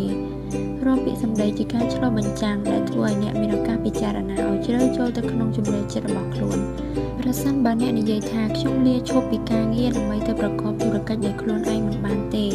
ព្រោះខ្ញុំត្រូវបង់រំលោះថ្លៃផ្ទះនិងមានគ្រួសារក្នុងបន្ទុកជាប្រចាំតាមពិតអ្នកកំពុងតែនិយាយថាខ្ញុំហត់នឿយណាស់ខ្ញុំមិនចង់ហត់នឿយលើសពីនេះទៀតនោះទេឬថាខ្ញុំមិនចង់រៀនសូត្រពីអ្វីទៀតទេអ្វីទាំងនោះគឺជាការពិតដែលឆ្លុះបញ្ចាំងពីខ្លួនអ្នកការพูดកុហកខ្លួនឯងមានការពិតក៏ត្រូវតែមានការមិនពិតផងដែរបើអ្នកកំពុងកុហកខ្លួនឯងអ្នកនឹងគ្មានផ្លូវទទួលបានជោគជ័យនោះទេពាក្យណែនាំដែលល្អបំផុតរបស់ខ្ញុំគឺត្រូវផ្ទៀងត្រជាក់ស្ដាប់ភាពស្រពិចស្រពិលរបស់ខ្លួនក្តីភ័យខ្លាចនិងគំនិតចង់បង្កឧបសគ្គរៀបរៀងឲ្យខ្លួនឯងហើយទម្លាក់ឲ្យជ្រៅទៅដល់បណ្ដារបស់ការពិតទាំងនោះឧទាហរណ៍ដូចជាបើអ្នកនិយាយថាខ្ញុំហត់នឿយហើយខ្ញុំមិនចង់រៀនអ្វីទៀតទេវាអាចជាការពិតមួយដែរក៏នៅតែមានការพูดផុសនៅក្នុងខ្លួនព្រោះការពិតដែលប្រកបវាអាចទៅជាប្រសិនបើខ្ញុំមិនរៀនសូត្រអ្វីថ្មីទេខ្ញុំអាចនឹងកាន់តែហត់នឿយខ្លាំងជាងមុនទៅទៀតអ្វីដែលជ្រៅជាងនេះទៅទៀតអាចជាខ្ញុំស្រឡាញ់ការរៀនសូត្រអ្វីថ្មីខ្ញុំចង់រៀនសូត្រអ្វីថ្មីហើយត្រេកត្រអាលនឹងជីវិតសាជាថ្មីមិនប្រកបទេពិភពលោកថ្មីអាចកំពុងតែបើកកំហររងចាំខ្ញុំក៏មាននៅពេលអ្នកទៅដល់ចំណុចការពិតដែលស៊ីជម្រៅជាងមុនអ្នកនឹងបានដឹងថាមានផ្នែកមួយរបស់អ្នកមានសក្តានុពលហើយត្រៀមបំរុងនឹងជួយអ្នកឲ្យធ្វើការផ្លាស់ប្ដូរខ្លួនឯងការធ្វើដំណើររបស់យើងមុនពេលដែលខ្ញុំនឹងគៀងធ្វើដំណើរទៅមុខបានយើងត្រូវប្រយុទ្ធជាមួយនឹងផ្នត់គំនិតចាស់និងប្រកែកតវ៉ាពីខ្លួនឯងយ៉ាងច្រើនសន្ធឹកសន្ធាប់រាប់ចំពោះមិនអស់យើងសុខចិត្តនៅលោកឡំជាមួយនឹងភាពស្រពិចស្រពិលតែក៏មិនត្រូវងាកមករារាំងយើងដែរជួនកាលសម្ពាធបានឡើងខ្លាំងដល់កំពូលយើងចាប់ផ្ដើមរិះគន់ខ្លួនឯងយ៉ាងខ្លាំងខ្ញុំបន្ទោសគឹមហើយគឹមក៏បន្ទោសខ្ញុំដែរតែយើងទាំងពីរដឹងច្បាស់ថាតាំងពីដើមមកហើយការស្រពិចស្រពិលការបន្ទោសខ្លួនឯងនិងអារម្មណ៍ដែលថាខ្លួនឯងនៅប៉ះចន្លោះគឺជារឿងដែលយើងតែងតែជួបប្រទះនៅលើដងផ្លូវមួយនោះតួនាទីពិតប្រាកដរបស់យើងនៅក្នុងឋានៈជាប្តីប្រពន្ធគឺការមានភាគហ៊ុននៅក្នុងធុរកិច្ចហើយជាគូព្រេងដែលត្រូវធ្វើដំណើររួមគ្នានៅលើវិថីមួយនេះយើងត្រូវឧស្សាហ៍ដាស់តឿនគ្នាទៅវិញទៅមកថាយើងទាំងពីរនាក់សុទ្ធតែមានសក្តានុពលលើសពីអ្វីដែលខ្លួនឯងគិតត្រូវរំលឹកខ្លួនឯងថាយើងអាចយកឈ្នះទៅលើភាពមិនជឿជាក់លើខ្លួនឯងគំនិតកំពេចកំពុកនិងគំនិតដែលថាខ្លួនឯងខ្វះចន្លោះដែលនៅក្នុងដំណើរការមួយនោះយើងបានរៀនសូត្រពីការមានជំនឿជឿជាក់លើខ្លួនឯងព្រោះគោលដៅដ៏ធំបំផុតរបស់យើងពុំមែនត្រឹមតែការមានទ្រព្យសម្បត្តិប៉ុណ្ណោះទេប៉ុន្តែរួមទាំងការគោរពខ្លួនឯងគប់ផ្សំជាមួយនឹងការមានលុយកាក់សូមចងចាំថាអ្នកជាមនុស្សតែម្នាក់គត់ដែលមានសិទ្ធិសម្រាប់ថាគួរនឹងធ្វើដូចម្តេចចំពោះខ្លួនឯងដូច្នេះរង្វាន់នៃការធ្វើដំណើរលើផ្លូវនេះពុំមែនដើម្បីតែឯករាជ្យភាពផ្នែកហិរញ្ញវត្ថុប៉ុណ្ណោះទេតែរួមទាំងការយកចិត្តទុកដាក់នៅលើខ្លួនឯងអ្នកត្រូវទទួលបានទៀតផងពាក្យណែនាំដ៏សំខាន់របស់ខ្ញុំគឺត្រូវត្រៀមខ្លួនទុកជាមុនដើម្បីពង្រឹងខ្លួនឯងឲ្យធំជារៀងរាល់ថ្ងៃតាមទស្សនៈរបស់ខ្ញុំហេតុផលដែលមនុស្សភាគច្រើនបានបោះបង់បំណងប្រាថ្នារបស់ខ្លួនហើយត្រឡប់ក្រោយព្រោះពួកគេបណ្ដោយឲ្យគំនិតខ្លីៗនៅក្នុងខ្លួនមានអំណាចខ្លាំងជាងតួអង្គដ៏ធំរបស់ខ្លួនទៅទៀតទោះបីជាអ្នកមិនមែនជាមនុស្សពូកែគ្រប់យ៉ាងសូមឲ្យតែចំណាយពេលដើម្បីអភិវឌ្ឍនិងរៀនសូត្រពីអ្វីដែលខ្លួនគួរតែរៀននោះពិភពរបស់អ្នកនឹងផ្លាស់ប្ដូរយ៉ាងឆាប់រហ័សសូមគំរត់គិតពីអ្វីដែលអ្នកចាំបាច់ត្រូវតែចេះចូលប្រឈមមុខនឹងក្តីភ័យខ្លាចនិងការមិនជឿជាក់លើខ្លួនឯងនោះពិភពលោកថ្មីនឹងបើកទ្វារចំហចាំទទួលអ្នកជាក់ជាមិនខានអនុវត្តចូលជឿជាក់លើខ្លួនឯងហើយចាប់ផ្ដើមពីថ្ងៃនេះតែម្ដងទៅ